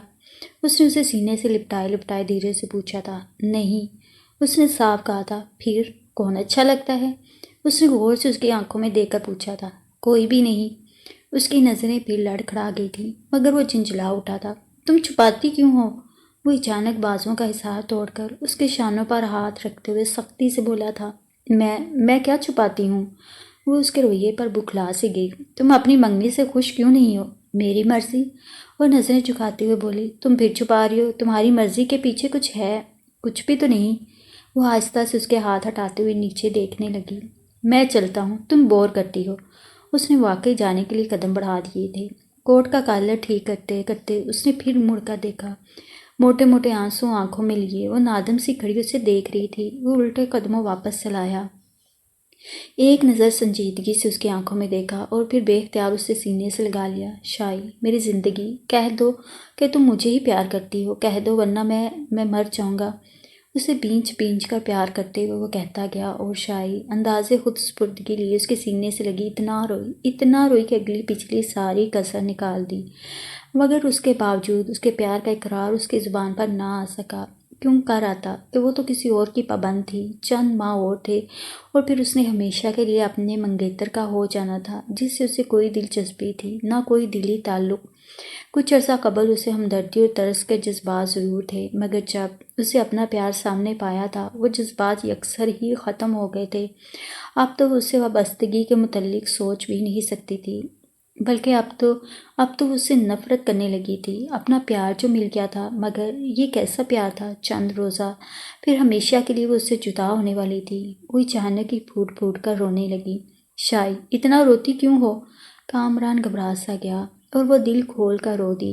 काफ़ी देर बाद आंसू पूंछती खुद बहुत उससे अलग हो गई, और फिर जाने क्यों बगैर कुछ कहे सुने चंद कदम चलकर अपनी सीढ़ियाँ चढ़ने लगी।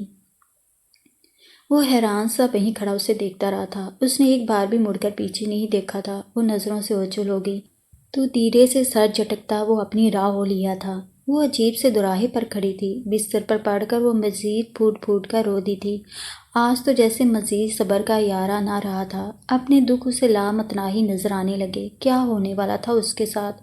اپنا منگیتر اسے ناپسند تھا، اس سے قربت کا وہ سوچ بھی نہیں سکتی تھی۔ جس سے پیار تھا اس کے ساتھ وابستگی ناممکن تھی، اور اس پر نائلہ اشفاق کا وجود اس کے لیے سہانی روح بنتا جا رہا تھا۔ اسے اپنا آپ مظلوم سا نظر آنے لگا۔ رات اس نے کھانا بھی نہیں کھایا۔ ماما کے اصرار کے باوجود سر منہ ڈام کر بستر میں پڑی رہی تھی۔ تمام رات سوچ سوچ کر سر دکھنے لگا تھا۔ وقفے وقفے سے رو کر آنکھیں متورم ہو گئی تھیں۔ بابا جان بھی اگلے ہفتے وطن پہنچنے والے تھے، پھر یقیناً شادی کا ذکر چھڑ جانا تھا، اور اس ذکر سے اس کی روح فنا ہوتی تھی۔ کیا وہ بابا جان کے آگے اس منگنی سے انکار کر دے؟ کیا وہ مان جائیں گے؟ شاید مان جائیں۔ وہ اسے بے تحاشا چاہتے تھے، اس کی خواہش کبھی رد نہ کرتے تھے، مگر کیا وہ یہ نہ کہیں گے؟ منگنی سے پہلے اس نے کیوں حامی بھری تھی؟ اس سے اس کی مرضی پوچھی تو گئی تھی، تو کیا منگنی کی لاج رکھتے رکھتے وہ اپنی زندگی اور اس کی ساری خوشیاں بین چڑھا دے گی؟ کیا ساری زندگی یوں ہی روتے سسکتے بتا دے گی، یوں ہی آہیں بھرتے بھرتے، سلگتے سلگتے؟ وہ گھبرا کر بستر میں اٹھ بیٹھی۔ کیسا مہنگا سودا تھا! نہیں، اس نے سر دونوں ہاتھوں میں تھام لیا۔ وہ اتنے ڈھیر سارے دکھ نہ سہ سکے گی۔ وہ بابا جان سے کہہ دے گی، وہ اس منگنی پر پابند نہیں رہ سکتی۔ وہ مان جائیں گے یقیناً، اور انہیں اس سے بے حد پیار تھا۔ وہ یقیناً اس کی آئندہ زندگی دکھی اور روتے سسکتے گزارتے برداشت نہ کر پائیں گے۔ یہ سوچ کر اسے ایک کونا سکون ملا۔ پھر صبح کی اس بے دین نمودار ہوئی تو اٹھ کر وہ باتھ روم میں گئی، وضو کیا اور نماز پڑھ کر خلوص دل سے اپنے دلی اور ذہنی سکون کی دعا مانگی۔ آج دن بھر ذہن کچھ ہلکا ہلکا سا تھا، گو کہ وقفے وقفے سے اپنا ارادہ ڈاواں ڈول ہوتا محسوس ہوتا، مگر پھر بھی دل کو سمجھا بجھا کر دلیر بننے کی کوشش کرتی۔ صبح کی بوندا باندی کے بعد مطلع صاف ہو گیا تھا۔ ہر چیز نکھری نکھری دھلی دھلی نظر آ رہی تھی۔ لال لال ٹیلے ستھرے ستھرے نظر آ رہے تھے، اور اونچے سرمئی پہاڑوں کی چوٹیاں برف سے ڈھکی سنہری دھوپ میں چمک رہی تھیں۔ نالے میں پانی کی سطح اونچی ہو گئی تھی، اور سرخی مائل گدلا سا پانی اپنے مخصوص شور کے ساتھ رواں دواں تھا۔ حویلی کے آخری حدود میں نالے کے کنارے بڑے سے پتھر پر بیٹھی وہ جانے کن سوچوں میں گم تھی۔ بوجھو، کون ہے؟ جانی پہچانی آواز کے ساتھ ہی اسے اپنی آنکھوں پر مہکے مہکے ہاتھ کا لمس محسوس ہوا۔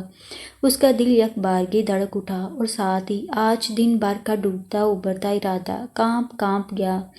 کوئی جواب نہ پا کر وہ دم سے اس کے بالکل قریب اسی پتھر پر بیٹھ گیا۔ شائی نے دیکھا، اس کے ہاتھوں میں بڑے بڑے تازہ اور خوبصورت گلاب تھے۔ کل تمہاری سالگرہ ہے نا؟ وہ پھول اسے تھماتے ہوئے بولا۔ آپ کو کیسے معلوم ہوا؟ اسے شدید حیرت کے ساتھ ساتھ یاد آیا، کل واقعی اس کی سالگرہ تھی، جسے بابا جان ہر سال جب وطن میں موجود ہوتے تو ضرور مناتے تھے۔ اس بار بابا جان بھی موجود نہ تھے، اور خود اسے بھی اس مرتبہ پہلی بار یاد تک نہ آیا تھا کہ کل اس کی برتھ ڈے ہے۔ بس معلوم ہو گیا۔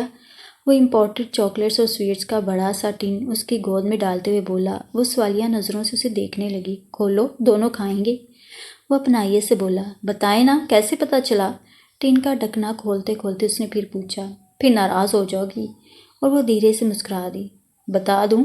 وہ خود ہی بولا۔ بتا دیں۔ نائلہ اشفاق نے فون پر بتایا تھا؟ اس سے واقعی کل شام اسی نے بتایا تھا، اور شاہی نے بلا سوچے سمجھے چاکلیٹس اور سویٹس کا ٹن اور پھول واپس وہیں پتھر پر رکھ دیے۔ اس کے خوبصورت چہرے پر کرب و اداسی کے آثار صاف نمایاں تھے۔ پھر جانے کیا ہوا؟ وہ پتھر پر سے اٹھائی۔ وہ حیران سا ہوا، آج وہ اپنی جیلسی چھپا نہیں رہی تھی۔ کہاں؟ اس نے جھٹ سے اسے ہاتھ سے پکڑ کر واپس بٹھا لیا۔ چھوڑ دیں مجھے، وہ ہاتھ چھڑاتے ہوئے غصے سے بولی، مگر اس نے وہیں بیٹھے بیٹھے اپنا بازو اس کی کمر میں ڈال کر اسے مزید اپنے قریب کر لیا۔ نہیں چھوڑوں گا، آپ یہ سب اس کے ساتھ کیا کریں۔ کیا اس کے ساتھ کروں؟ اسے ہنسی آ گئی۔ بس جانے دے مجھے۔ لیکن کیوں؟ بس آپ وہاں جائیں۔ کہاں؟ اسی نائلہ کے پاس۔ تمہارے پاس کیوں نہیں؟ آپ کو اچھی لگتی ہے نا؟ وہ بچوں کی سی معصومیت سے بولی۔ جلتی ہو اس سے؟ اس کے کان میں بولا۔ میں کیوں جلوں گی؟ وہ حسبِ سابق بولی۔ اچھا نہیں جلتی، لو یہ کھاؤ۔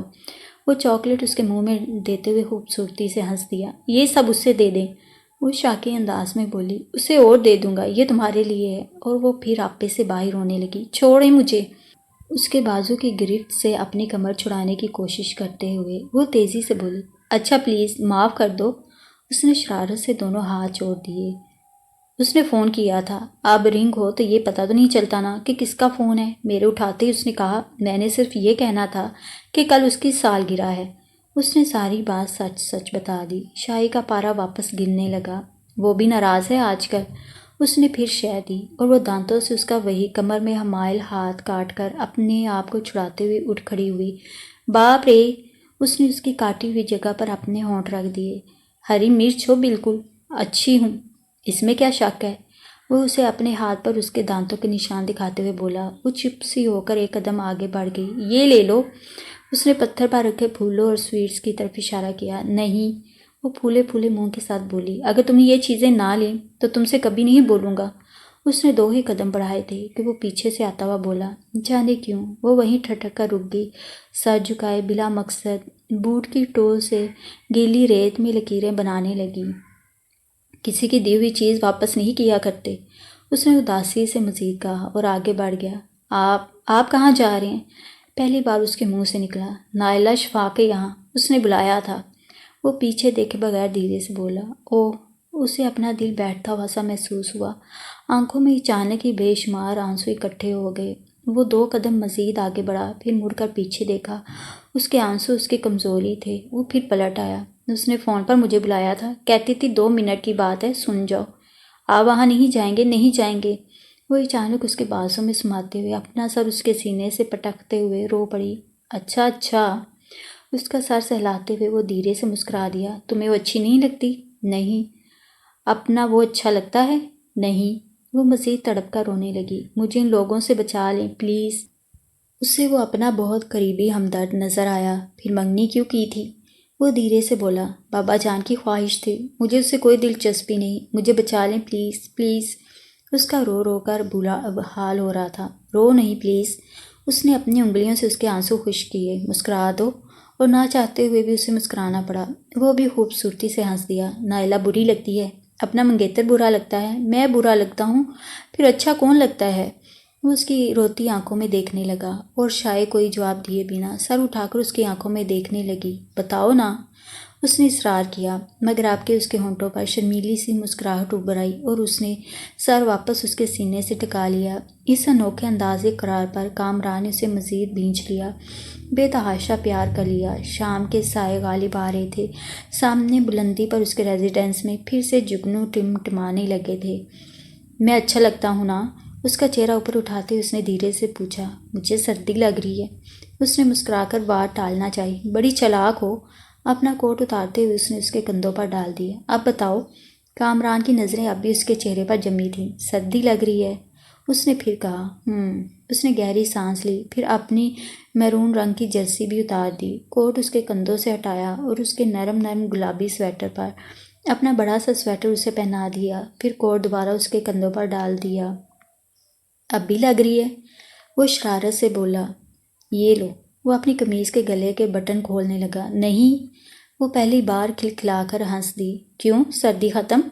وہ گلے کے بٹن یوں ہی کھلے چھوڑتے ہوئے بولا۔ ہاں۔ وہ پھر ہنس دی۔ بتاؤ پھر، آپ کو سردی لگ رہی ہوگی۔ اسے پھر بات بنانا پڑی۔ اوہ، اندازے سے زیادہ ہوشیار ہو۔ اس نے جھنجھلاتے ہوئے اسے سینے سے بھینچ لیا، پھر گلاب اور سویٹس اسے تھمائے اور کندھوں سے سہارا دیتے ہوئے حویلی کی سیڑھیوں تک لے آیا۔ آپ یہ لے لیں۔ وہ اپنے کندھوں سے اس کا کوٹ اتار کر اسے دینے لگی۔ کامران نے کوٹ اس کے ہاتھوں سے لے کر پہن لیا۔ یہ بھی۔ وہ اس کا سویٹر بھی اتارنے لگی۔ نہیں میم، یہ تمہارے پاس رہے گا۔ آسمان بتا رہا ہے رات برف ضرور پڑے گی، یقیناً تمہیں سردی زیادہ لگے گی۔ وہ خوش دلی سے کہتا گیا اور وہ خوبصورتی سے ہنس دی۔ خدا حافظ۔ اس نے اس کا یخ بستہ ہاتھ ہولے سے دبایا۔ خدا حافظ۔ وہ دھیرے سے بولی اور وہ سیڑھیاں چڑھتے نظروں سے اوجھل ہونے تک دیکھتا رہا۔ آج پھر سارا دن برف گرتی رہی تھی۔ وہ کھڑکی کے پاس آرام چیئر پر بیٹھی پہروں آسمان سے روئی کے گالوں کی طرح گرتی برف کو تکتی رہی تھی۔ آج بھی وہ سوچوں میں کھوئی ہوئی تھی، ذہن اپنے پیار کے اقرار اور منگنی سے انکار کے ادھیڑ پن میں مصروف کسی حتمی فیصلے پر پہنچنا چاہتا تھا۔ موسم کی طرح وہ بھی گمسم اداس تھی۔ کھانا بھی اس نے برائے نام ہی کھایا۔ دوپہر کو بستر میں گھس کر بھی وہ سامنے کی کھڑکی سے برف باری دیکھتی رہی تھی۔ پھر جانے کب آنکھ لگ گئی۔ اٹھی تو 6 بج رہے تھے۔ آج میجر اعظم کے یہاں ڈنر تھا۔ ہیڈ کوارٹر سے DIG بما اپنی بیگم کے تشریف لائے تھے اور کرنل اشفاق کے بعد آج میجر اعظم نے انہیں گھر پر انوائٹ کیا ہوا تھا۔ علاقے کے چند لوگ بھی بلائے گئے تھے، وہ بھی انوائٹڈ تھی، مگر کچھ یوں بھی اس کی طبیعت اچار سی تھی، کچھ موسم بھی ایسا تھا۔ وہ برف گرنی بند ہو گئی تھی مگر پھر اسے جانا ہی پڑا۔ میجر اعظم نے ٹھیک وقت پر فون کر کے اسے یاد دہانی کرائی تھی۔ وہ بادل نخواستہ تیار ہونے لگی۔ نیوی بلو گرم قیمتی لباس پہنا، سفید فر کا کوٹ اور ہم رنگ خوبصورت ٹوپی پہنے، سفید سوکس اور نیوی بلو سمارٹ سے شوز پہنے، لباس پر یوڈی کلون کی سپرے کی اور نیچے اتر کر پورچ میں آ گئی۔ کار میں بیٹھ کر اس نے ٹائم دیکھا، مقررہ وقت سے کچھ اوپر ہو گیا تھا۔ ڈرائیور نے گاڑی چلا دی، برف کی وجہ سے آگے بڑھنا خاصا مشکل ہو رہا تھا۔ بہرحال پہنچتے پہنچتے کچھ اور بھی دیر ہوگی۔ وہ متاثر سے اندر داخل ہوئی، سب کی توصیفی نظروں سے بچتی ہوئی ایک خالی صوفے کی طرف بڑھی۔ کمرے میں جلتی لکڑیوں کی خوشگوار گرمی پھیل رہی تھی۔ اس نے ایک سرسری نظر مہمانوں پر ڈالی۔ عورتیں خاص طور پر لباس کے ساتھ ساتھ باتوں میں بھی ایک دوسرے پر سبقت لے جانے کی کوشش کر رہی تھیں۔ اس نے دیکھا اس کے بالکل سامنے فوم کے نرم صوفے پر وہ بھی بیٹھا سوپ پینے میں مصروف تھا۔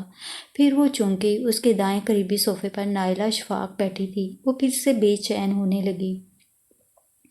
نائلہ اشفاق نے کچھ کہا تھا شاید، سوپ پیتے پیتے۔ وہ اس کی بات پر زیر لب مسکرا رہا تھا۔ پھر اس نے خالی کپ قریب کی چھوٹی میز پر رکھ دیا اور سیدھا ہوتے ہوئے صوفے کی پشت سے سر ٹکا دیا۔ اس نے شاید شائی کو نہیں دیکھا تھا، نہ ہی نائلہ نے توجہ دی تھی، وہ تو اس کے قربت میں مست تھی۔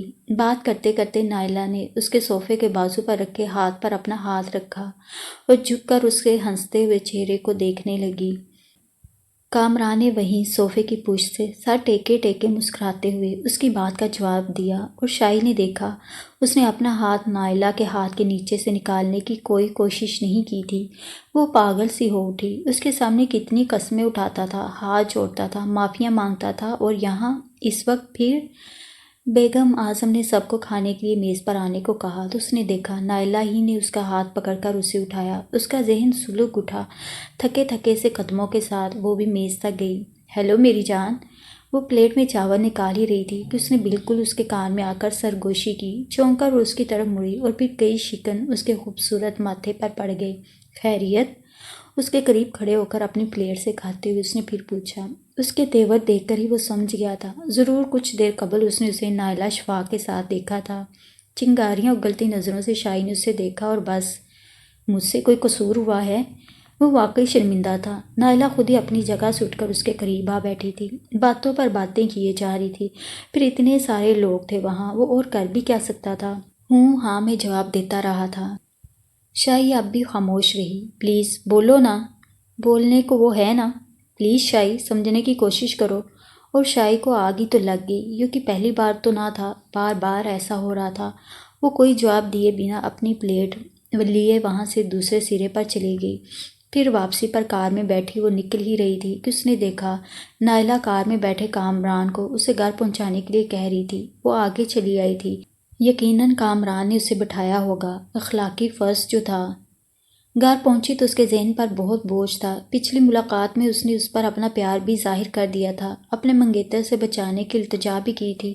اسے شرمندگی کا احساس ہوا۔ پھر اسے یاد آیا اگلے دن صبح ہی صبح وہ بھی بستر میں تھی کہ اس نے فون کر کے اسے اس کی برتھ ڈے کی مبارکباد دی تھی۔ وہ بھی دیر تک اس کی طلسماتی باتوں میں کھوئی اس سے بولتی رہی تھی۔ نائلہ کا ذکر بھی ہوا تھا۔ اس نے بلا جھجک اسے نائلہ سے ملنے سے روکا تھا، عین اپنا حق جان کر جیسے۔ پھر شام ٹھیک 4 بجے اس کا ڈرائیور اس کا دیا ہوا بہت عمدہ کیک اس کے لیے لایا تھا، اور پھر پہلی بار خود سے فون کر کے اس نے اس کا شکریہ ادا کیا تھا۔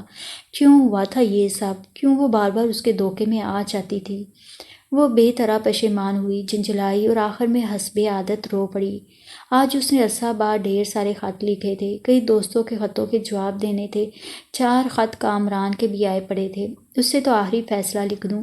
اس نے جھنجھلا کر پین اٹھایا اور اسے بھی جواب لکھ دیا۔ میں اس منگنی پر پابند نہ رہ سکوں گی، مجھے افسوس ہے۔ اس نے اسے لکھا خط لفافے میں بند کیا، ایڈریس لکھا اور لفافہ الگ رکھ دیا۔ باقی کے سارے خط ڈرائیور کو پوسٹ کرنے کو دے دیے۔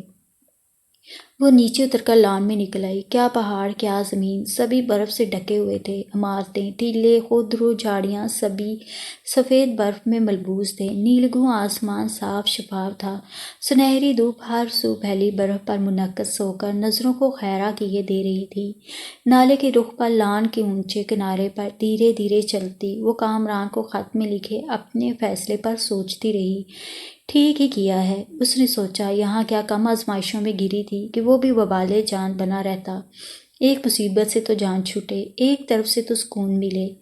وہ واپس اپنے کمرے میں آئی، کوٹ بدلا، لانگ شوز پہنے، ہاتھوں میں گلوز پہنے، گرم ٹوپی اچھی طرح کانوں کے گرد لپیٹ کر لفافہ اٹھایا اور سیڑھیاں اتر کر نیچے آ گئی۔ ماما شاید کچن سائڈ پر تھیں۔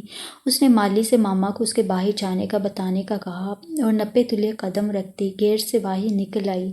برف سے اٹی کچی سڑک پر بمشکل قدم رکھتی وہ آگے بڑھنے لگی۔ ڈاک خانہ بالکل قریب ہی تھا۔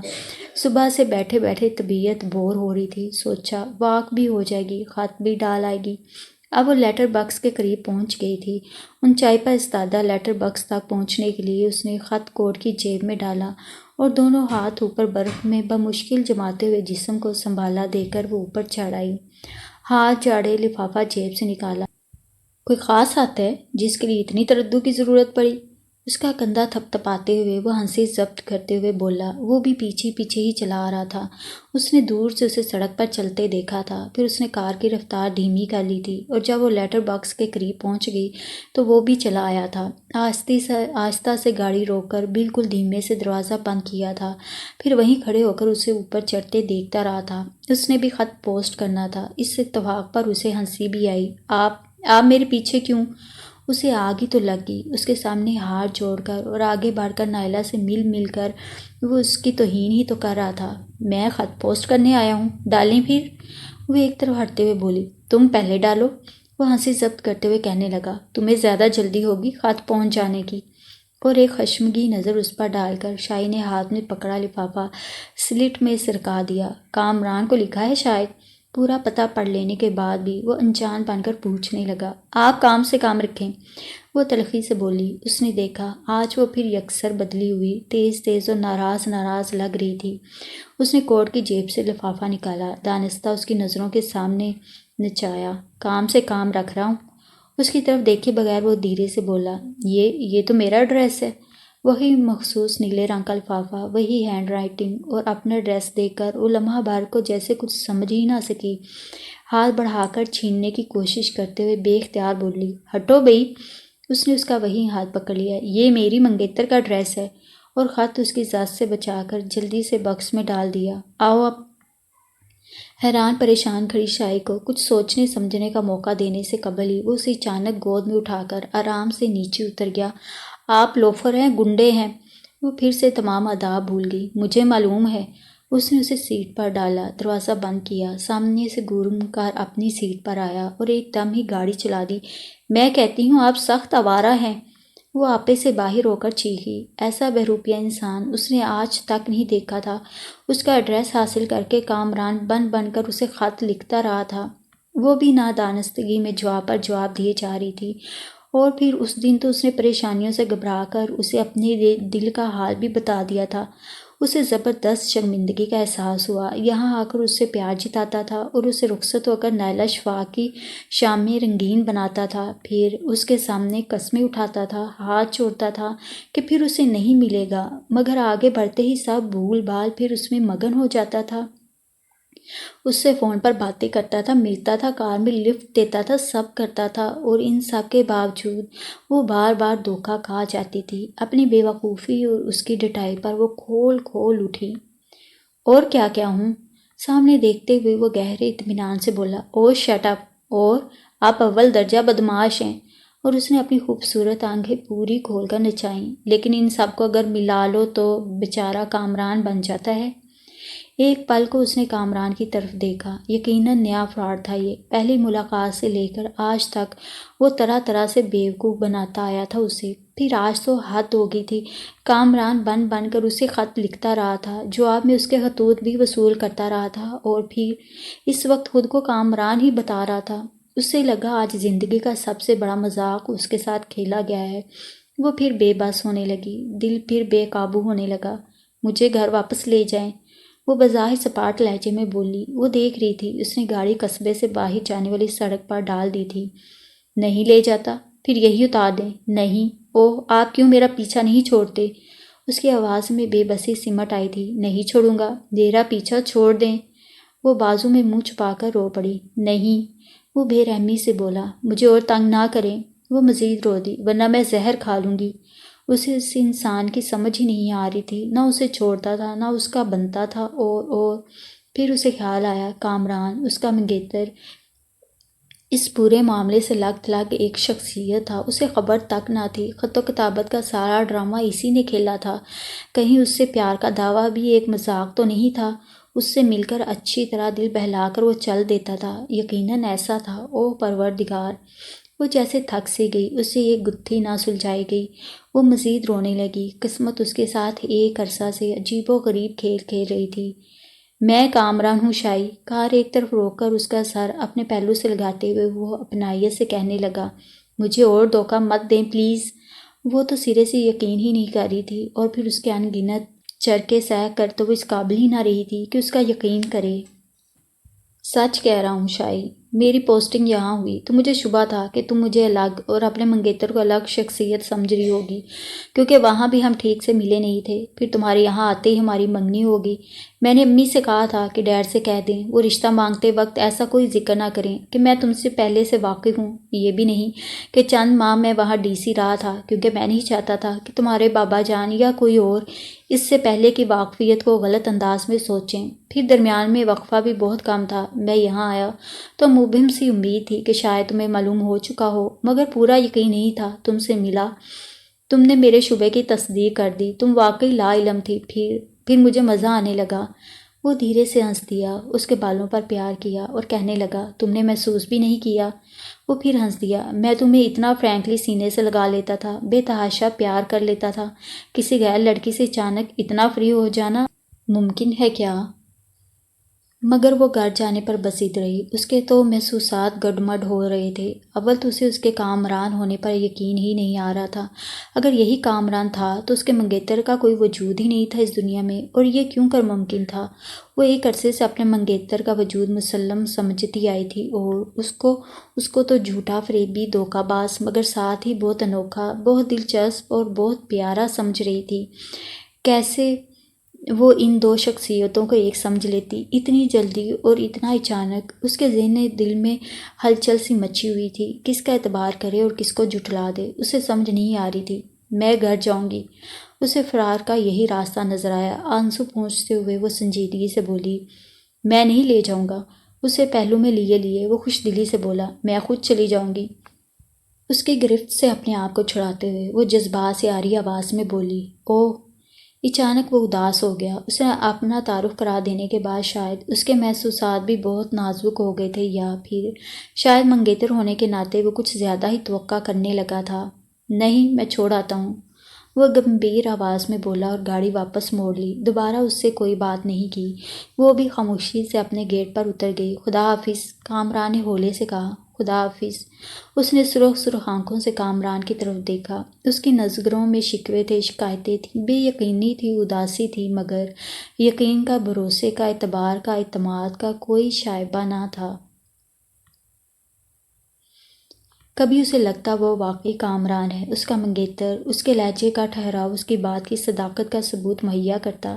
پھر کبھی اسے لگتا یہ ناممکن تھا، یہ بھی ایک نیا فراڈ تھا۔ سارا وقت سوچ سوچ کر وہ نڈال سی ہو گئی۔ کبھی اسے خیال آتا واقعی وہ کتنی بے تکلفی سے اسے سینے سے لگا لیتا تھا۔ کبھی کبھی تو خود اسے بھی اس کے بے تحاشا پیار کرنے پر، اس کی دلیری پر حیرت ہونے لگتی۔ یہ سوچتے وہ سوچ میں پڑ جاتی، اور پھر اسے ضرورت بھی کیا تھی اس کا منگیتر بننے کی؟ اتنا بڑا جھوٹ، اتنا زبردست مذاق، اور پھر وہ خود ہی ہنس پڑی۔ یہ جھوٹ اس کے نزدیک بالکل بڑا نہیں تھا، نہ ہی یہ مذاق اس کے سامنے اتنا زبردست تھا۔ وہ تو بہت کچھ کہتا تھا، بہت کچھ کرتا تھا۔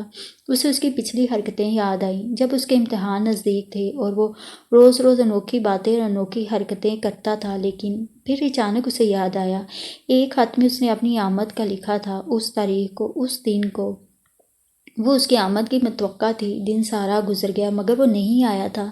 پھر شام کو یہی ملنے آ گیا تھا۔ تبھی چونک کر اس کا دل دھڑک اٹھا۔ خط میں لکھے ہوئے دن اور تاریخ کے مطابق تو کیا کامران تو آیا ہی نہیں تھا۔ پھر اسے کچھ شبہ ہونے لگا۔ پھر کئی ملاقاتیں یاد آئی، کئی ذومعنی باتیں۔ پہلی ملاقات میں جس بے قراری سے اسے ملا تھا، اور پھر ہر بار ہی ملنے پر اس کا اسے بے تحاشا پیار کرنا، سب یک کے بعد دیگرے اس کی نظروں کے آگے گزرنے لگے اور اس کے شبے کو تقویت ملتی گئی۔ اور پھر کوئی مکمل ثبوت مہیا نہ ہونے کے باوجود اسے پھر سے غصہ آ گیا، بلکہ اس نے محسوس کیا اب کہ جیلسی اپنے عروج پر تھی۔ دل اسے آہستہ آہستہ کامران مان رہا تھا، ذہن ابھی مزید دلائل سوچ رہا تھا کہ جیلسی نمبر لے گئی۔ اگر وہ کامران تھا تو اس کے منگیتر ہونے کے ناطے وہ اس پر پورا حق رکھتی تھی۔ وہ صرف اور صرف اس کا حق بنتا تھا۔ کل تک تو وہ اسے صرف اپنا پیار، وہ بھی مجبور پیار سمجھ کر اس کی نائلہ سے ملاقاتوں پر خاموش تھی۔ خاموش تو کیا، بلکہ خاموش رہنے پر مجبور تھی۔ اس کی دانست میں وہ کسی اور کی امانت تھی، اس لیے اس پر زبردستی نہیں کر سکتی تھی۔ مگر اسے تو علم تھا نا کہ وہی اس کا منگیتر ہے۔ پھر وہ نائلہ سے کیوں ملتا تھا، کیوں اس کے فون ریسیو کرتا تھا، اور کیوں اسے کار میں لفٹ دیے پھرتا تھا؟ اتنے عرصے کا برداشت کیا ہوا اشتعال اس وقت طوفان بن کر امڈ پڑا۔ وہ تو اسے صرف اپنا پیار سمجھتے ہوئے ہی نائلہ سے اس کا میل جول برداشت نہیں کر سکتی تھی، جبکہ اس کا منگیتر ہو کر وہ اس کے ساتھ گل چھڑے اڑاتا پھرے۔ کچھ دن اور گزر گئے، اس کا اشتعال بڑھتا ہی رہا۔ اب تو ہر وقت اس کی آنکھوں میں اس کا نائلہ کے ساتھ باتیں کرنا، رائڈنگ کرنا، فون اور کئی واقعے گھومتے رہے۔ اب تو اس کے سارے مذاق، یا دوسرے لفظوں میں بقول اس کے سارے فریب بھول بھال گئی تھی۔ بس ایک ہی بات یاد رہ گئی تھی، اور وہ تھی نائلہ اشفاق سے اس کی ملاقاتیں۔ نائلہ اشفاق کے یہاں اس نے مجھے بلایا تھا۔ ایک دن کسی اطمینان سے وہ بولا تھا۔ اس کے برتھ ڈے کا بھی نائلہ نے اسے بتایا تھا۔ جانے کیوں وہ کسی طرح بھی برداشت نہیں کر پا رہی تھی۔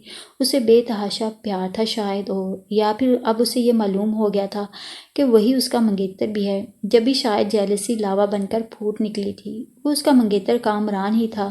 کل ہی وہ اپنی امی کو لے کر آیا تھا۔ اب کی گاڑی سیدھی گیٹ سے لا کر بے دھڑک پورچ میں لا کھڑی کر دی تھی۔ تمام نوکروں نے اسے ہاتھوں ہاتھ لیا تھا، اور بقول ماما ان کی تو دلی مراد بھر آئی تھی۔ وہ تو اسے وہیں اس کے لیے دل میں پسند کر آئی تھی۔ کیسا عجیب اتفاق تھا۔ امی اوپر اس کے گرم گرم بیڈ روم میں بیٹھی تھیں، اور وہ نیچے ڈرائنگ روم میں بڑی بڑی لکڑیوں کی جلتی آگ تاپ رہا تھا۔ امی پلیز مجھے اوپر بلا لیں، وہ گڑی گڑی سیڑھیوں تک آ کر ہانک لگاتا۔ بیٹے بس بھی کرو، اسے شرم آ رہی ہے۔ امی نے اس کے سرخ چہرے سے یہی اندازہ لگایا تھا۔ امی کی موجودگی میں ایسی ہانک پر وہ واقعی سرخ ہو گئی تھی۔ پرتکلف چائے پی کر وہ لوگ شام کے وقت رخصت ہونے لگے تو امی کے ساتھ وہ بھی پورچ میں کھڑی کار تک آ گئی۔ کل میری برتھ ڈے ہے، آؤ گی نا؟ امی کو بٹھا کر دروازہ بند کرتے ہوئے اس نے سب کی نظریں بچا کر دھیرے سے کہا، اور وہ اسے کوئی جواب دیے بنا امی کو خدا حافظ کہہ کر پیچھے ہٹ آئی۔ وہ بجھ سا گیا اور پھر پھولا پھولا منہ لیے کار میں بیٹھ کر چل دیا۔ خود تو اتنا حساس بنتا ہے، دوسروں کے جیسے دل ہی نہیں، اس نے سوچا اور اوپر چلی آئی۔ اس نے نائلہ اشفاق کو بھی بلایا ہوگا یقیناً۔ وہ کبھی بھی اس کی برتھ ڈے پر نہیں جائے گی، اس نے عزم کر لیا۔ پھر رات کو اسے اس کا برتھ ڈے کارڈ بھی ملا۔ اس نے کتنا خوبصورت تحفہ اسے اس کی برتھ ڈے پر دیا تھا۔ ایک پل کو اسے خیال آیا، مگر پھر اس نے یہ خیال جھٹک دیا۔ کیوں وہ ہر بار ہی اس کی ناراضگی کے باوجود نائلہ سے ملنے چلا جاتا تھا۔ رات اس نے بھی فون کیا، اس کے آنے پر اصرار بھی کیا، مگر اس نے فون ہی بند کر دیا۔ وہ تو اس سے ناراض تھی، شدت سے۔ وہ تو پہلے بھی اس کے نائلہ سے میل جول پر اداس رہتی تھی، مگر جب اسے علم ہوا کہ وہی اس کا منگیتر ہے اور اچھی طرح سمجھ بوجھ کر نائلہ سے ملنے چاہتا ہے، تو اس کی ناراضگی مزید گہری ہو گئی۔ بلکہ وہ تو کامران کی نائلہ کے متعلق باتیں یاد کر کر کے کھولتی رہی۔ کیا وہ منگیتر ہونے کے ناطے ذرا بھی اس کا پابند نہیں تھا؟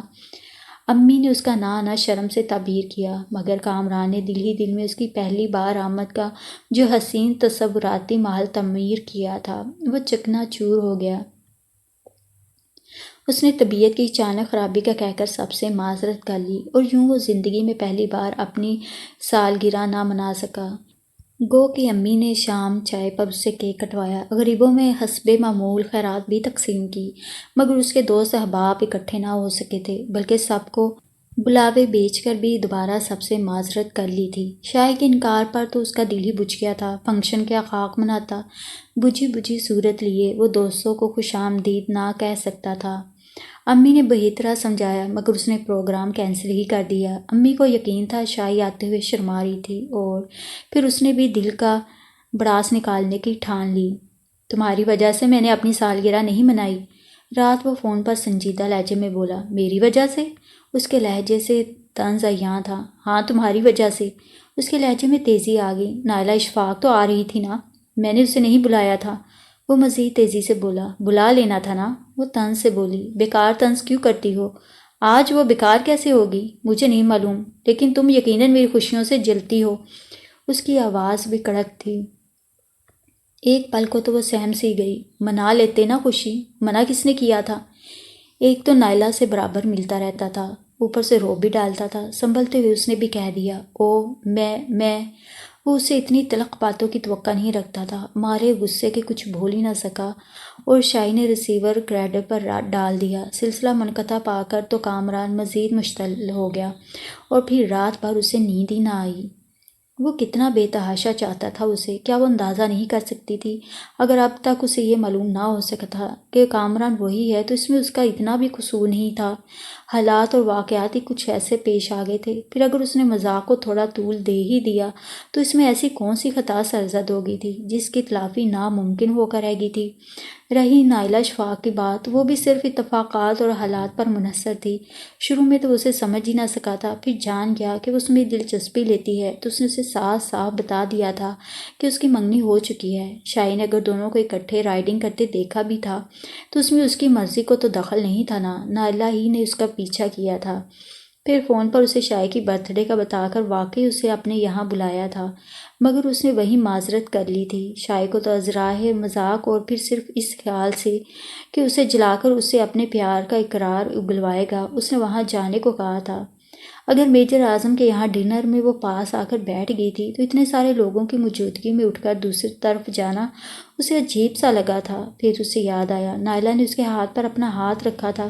اس نے فوراً ہی ہاتھ نکالنا چاہا تھا، مگر اسے شدید حیرت ہوئی تھی۔ نائلہ نے اپنی گرفت اس کے ہاتھ پر سخت کر لی تھی۔ پھر بھی موقع پا کر لوگوں کی نظریں بچاتے ہوئے اس نے اپنا ہاتھ اس کے ہاتھ کے نیچے سے نکال ہی لیا تھا۔ شائع نے شاید وہ بھی دیکھا تھا، مگر اس پورے معاملے میں اس کا قصور بھی کتنا تھا؟ وہ تو اسے زندگی کی تمام تر حقیقتوں کے ساتھ چاہتا تھا، کیا وہ اس پر اتنا اعتماد بھی نہیں کر سکتی تھی؟ میس کی لائبریری میں بیٹھی وہ باربرا کارٹلینڈ کا اے ورجن ان پیرس بڑے انہماک سے پڑھ رہی تھی۔ اس کے سامنے میز پر چند رنگین چاکلیٹ سے اتارے گئے کاغذ رکھے تھے جو ناول پڑھنے کے ساتھ وہ گاہے گاہے کھاتی گئی۔ اچانک ہی اس کی نظریں اٹھیں۔ کھڑکی کے چوڑے شیشوں کے اس پار اس نے دیکھا سنہری دھوپ میں کامران کار سے اتر رہا تھا۔ آج چھٹی کا دن تھا، تبھی شاید وہ بھی لائبریری چلا آیا تھا۔ میس حوالدار نے اسے اپنے فوجی انداز میں سلیوٹ کیا تھا، پھر لپک کر اس کے لیے لائبریری کا دروازہ کھولا تھا، اور شائع کا دل بے ترتیب ہو کر دھڑک اٹھا تھا۔ اس رات اس کے ساتھ فون پر باتیں کرنے کے بعد وہ اسے پھر نہیں ملی تھی، نہ ہی کامران نے ملنے کی کوشش کی تھی۔ یوں ایک جھجک سی مانع ہو گئی تھی اس کے آگے، اس کا سامنا کرنے کی اس وقت اس میں ہمت ہی نہیں تھی۔ کامران اندر چلا آیا، سامنے ہی اس پر نظر پڑی۔ ایک پل کو تو آنکھیں شوق سے چمک اٹھیں، مگر پھر اس کی جگہ گہری اداسی نے لے لی۔ شائع ناول ساتھ لے کر اٹھ کھڑی ہوئی، تبھی وہ قریب پہنچ گیا۔ کہاں جا رہی ہو؟ گہری اداسی کے ساتھ ساتھ اس کے لہجے میں تحکم نمایاں تھا۔ گھر۔ اس وقت پھر سہم جانے کے باوجود وہ اپنی ضد پر قائم تھی، اور اس کا چہرہ مزید اداس ہو گیا، آنکھوں میں چھایا کرب اور بھی گہرا ہو گیا۔ شائع کانپ کر رہ گئی، مگر اس کا سامنا نہ کر سکی، کترا کر باہر نکل آئی۔ کامران کی ناراضگی کئی گنا بڑھ گئی، اور شائع اس کی آنکھوں میں چھایا کرب اور چہرے پر پھیلی اداسی دیکھ کر اپنا رہا سہا چین بھی گنوا بیٹھی۔ وہ تو فون پر ہی چند جملے کہہ کر اور اس کا اضطراب بھانپ کر پچھتا رہی تھی، چاہ جائے کہ اس کے سامنے ہی اسے یوں روکھا سا جواب دے کر چلی جائے۔ کل بابا جان پہنچ رہے تھے، اور کل ہی اسے قریبی بک سٹال والوں نے مطلع کیا تھا۔ نیا مال آیا تھا جس میں شکار سے متعلق کتابیں بھی تھیں۔ وہ جلدی جلدی تیار ہونے لگی۔ بابا جان کی آمد پر انہیں شکار سے متعلق خوبصورت کتاب پیش کی جائے، اس کے خیال میں بہترین تحفہ تھا۔ ادھر ادھر کی چند چیزیں خریدنے کے بعد اس نے ڈرائیور سے کہہ کر گاڑی بک اسٹال کے سامنے رکوائی اور خود اتر کر 90 تلے قدم اٹھاتی اندر داخل ہو گئی۔ وہیں اسے امی نظر آئیں۔ آداب امی، اس نے پاس جاتے ہوئے عقیدت سے کہا۔ ساتھ ہی قریبی شیلف کے پاس کھڑے کامران نے گھوم کر دیکھا۔ امی تو شاہی کے ساتھ باتوں میں لگ گئی تھیں، مگر شاہی نے دیکھا کامران پہلے سے کہیں زیادہ اداس تھا، نظریں ہزاروں شکوے لیے ہوئے تھیں۔ کامران، کل بھائی فصیح احمد پہنچ رہے ہیں۔ امی نے اسے متوجہ دیکھ کر کہا، بڑی خوشی کی بات ہے، اب یہ اکیلی نہیں رہیں گی۔ وہ ایک قدم چل کر ان سے آ ملا، مگر لہجہ اب بھی گہری سنجیدگی لیے تھا۔ کتنے بجے پہنچ رہے ہیں؟ ہم بھی لینے ایئرپورٹ جائیں گے۔ امی نے مزید پوچھا۔ کیوں بیٹے؟ وہ کامران سے مخاطب ہوئی۔ ضرور امی۔ وہ اب بھی اداس تھا، شاید پھر بے چین ہوگی۔ تھوڑی دیر وہ مختلف شیلفوں پر نظر دوڑاتا رہا، شاید امی کا منتظر تھا، مگر انہیں مصروف دیکھ کر وہ باہر کی طرف چل پڑا۔ شاہی نے دیکھا اداسی کے ساتھ ساتھ وہ جھنجھلایا سا بھی تھا۔ پھر کل 4 بجے وہ 60 میل طے کر کے ایئرپورٹ پہنچی تو امی اور کامران پہلے سے وہاں موجود تھے۔ کامران نے بابا جان کو خوش آمدید کہا۔ بابا جان نے اسے سینے سے لگا لیا۔ بابا جان کامران کی کار میں اس کے ساتھ آگے بیٹھ گئے اور اپنے ڈرائیور کو گھر روانہ کرتے ہوئے شاہی کو امی کے ساتھ پچھلی سیٹ پر بیٹھنے کو کہا۔ کامران نے خاموشی سے اس کی آنکھوں میں دیکھا، مگر نظریں اب بھی اداس اور کئی شکایتیں لیے تھیں۔ وہ گھبرا کر کھڑکی سے باہر دیکھنے لگی۔ کامران نے پہلی بار بابا جان کے اعزاز میں شاندار دعوت دی تھی۔ شاہی کو بابا جان کے سامنے مجبور ہونا پڑا تھا۔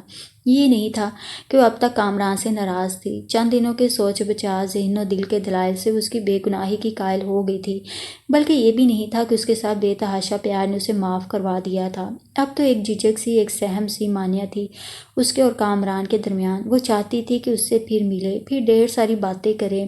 ڈیشنگ پرسنالٹی اور مسحور کن باتوں والا شخص اب اس کا اپنا تو تھا، مگر وہ تو ناراض تھا بری طرح۔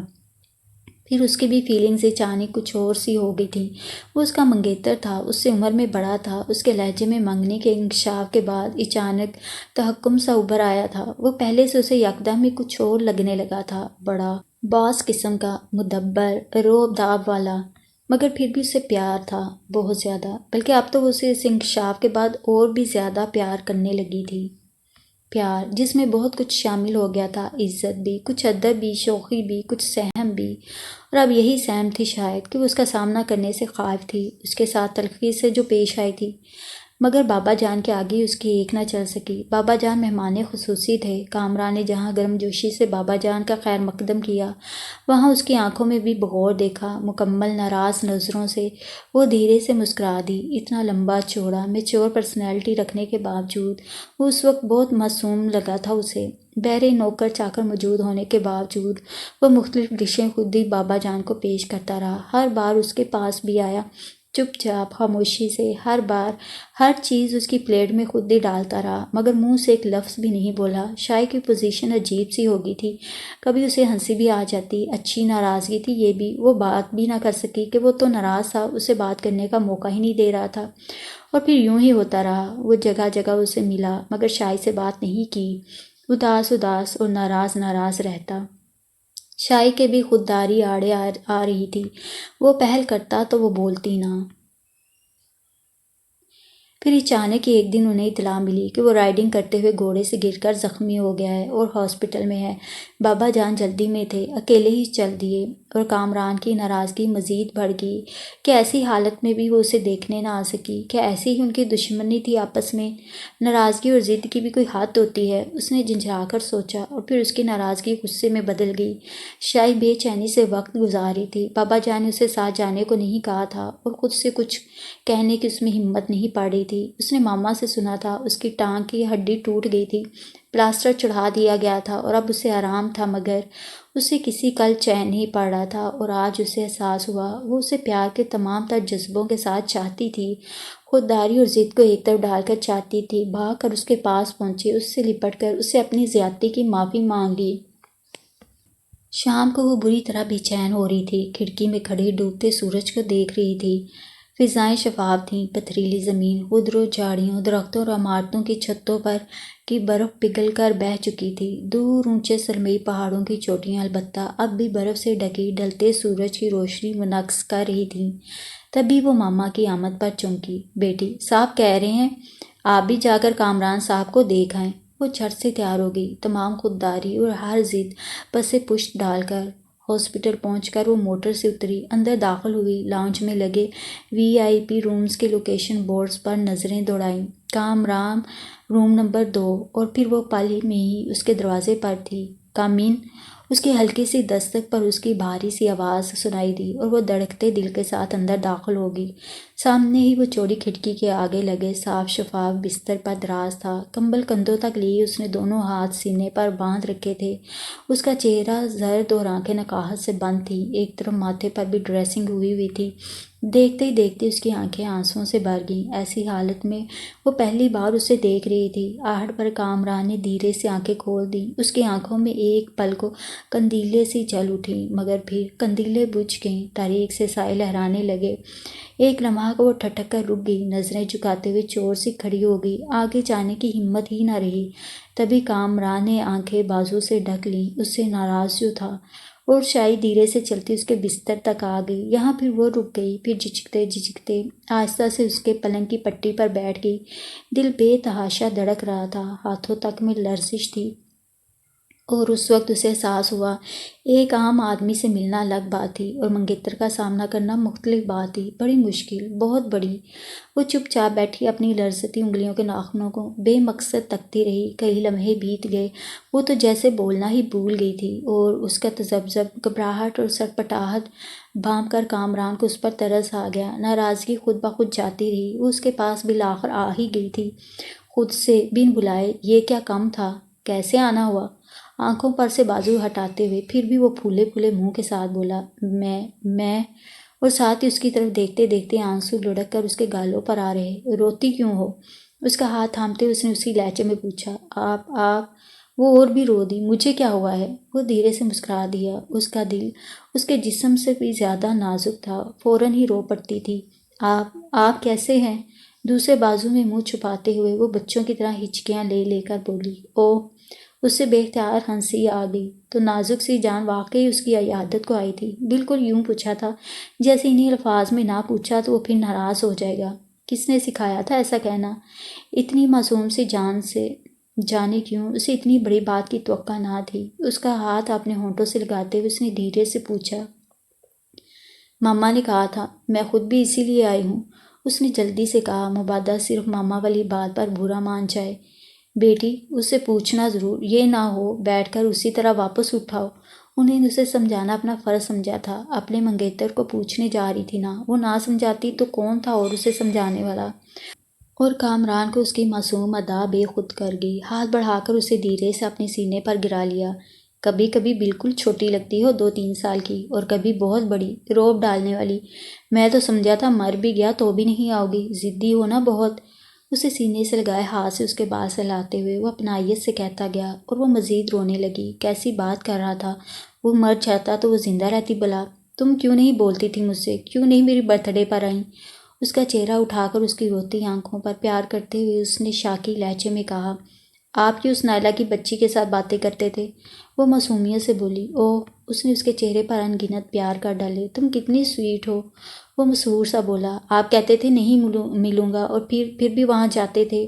وہ انگلیوں سے آنسو پوچھتے ہوئے بولی، میں صرف ایک بار ان کے یہاں چائے پر گیا ہوں، وہ بھی جب مجھے معلوم نہیں تھا۔ کیا معلوم نہیں تھا؟ یہی کہ وہ ہنس دیا، جو تم سمجھتی ہو۔ رائڈنگ کرتے ہوئے میں نے خود آپ کو اس کے ساتھ دیکھا تھا۔ او پلیز شائے، میں تمہاری طرف آ رہا تھا تو پیچھے پیچھے وہ چلی آئی تھی۔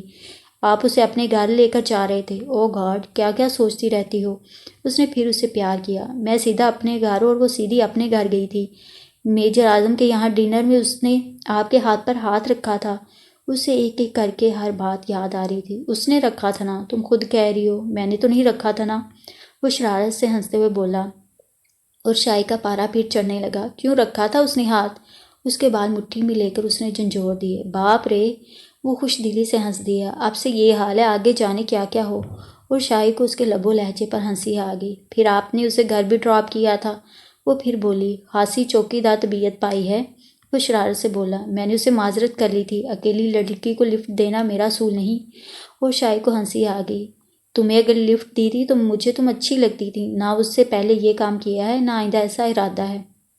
وہ اسے زور سے لپٹاتے ہوئے شرارت سے بولا، اور شاہی کی سانسیں پھر الجھنے لگیں۔ ایک بات بتاؤ؟ قدرے توقف کے بعد وہ دھیرے سے بولا، کیا سچ سچ کہو گی؟ ہاں، میں اچھا لگتا ہوں؟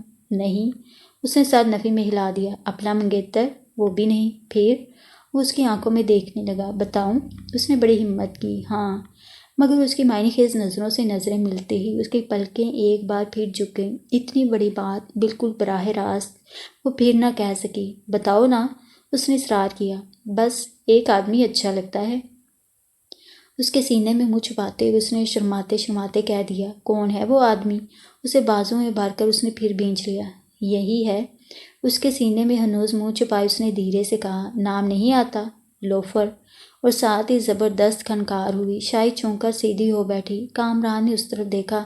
نعیم ان کی طرف مکمل پیٹھ کیے اب بھی کھڑا تھا۔ اب آ ہی گئے ہو تو بیٹھ بھی جاؤ۔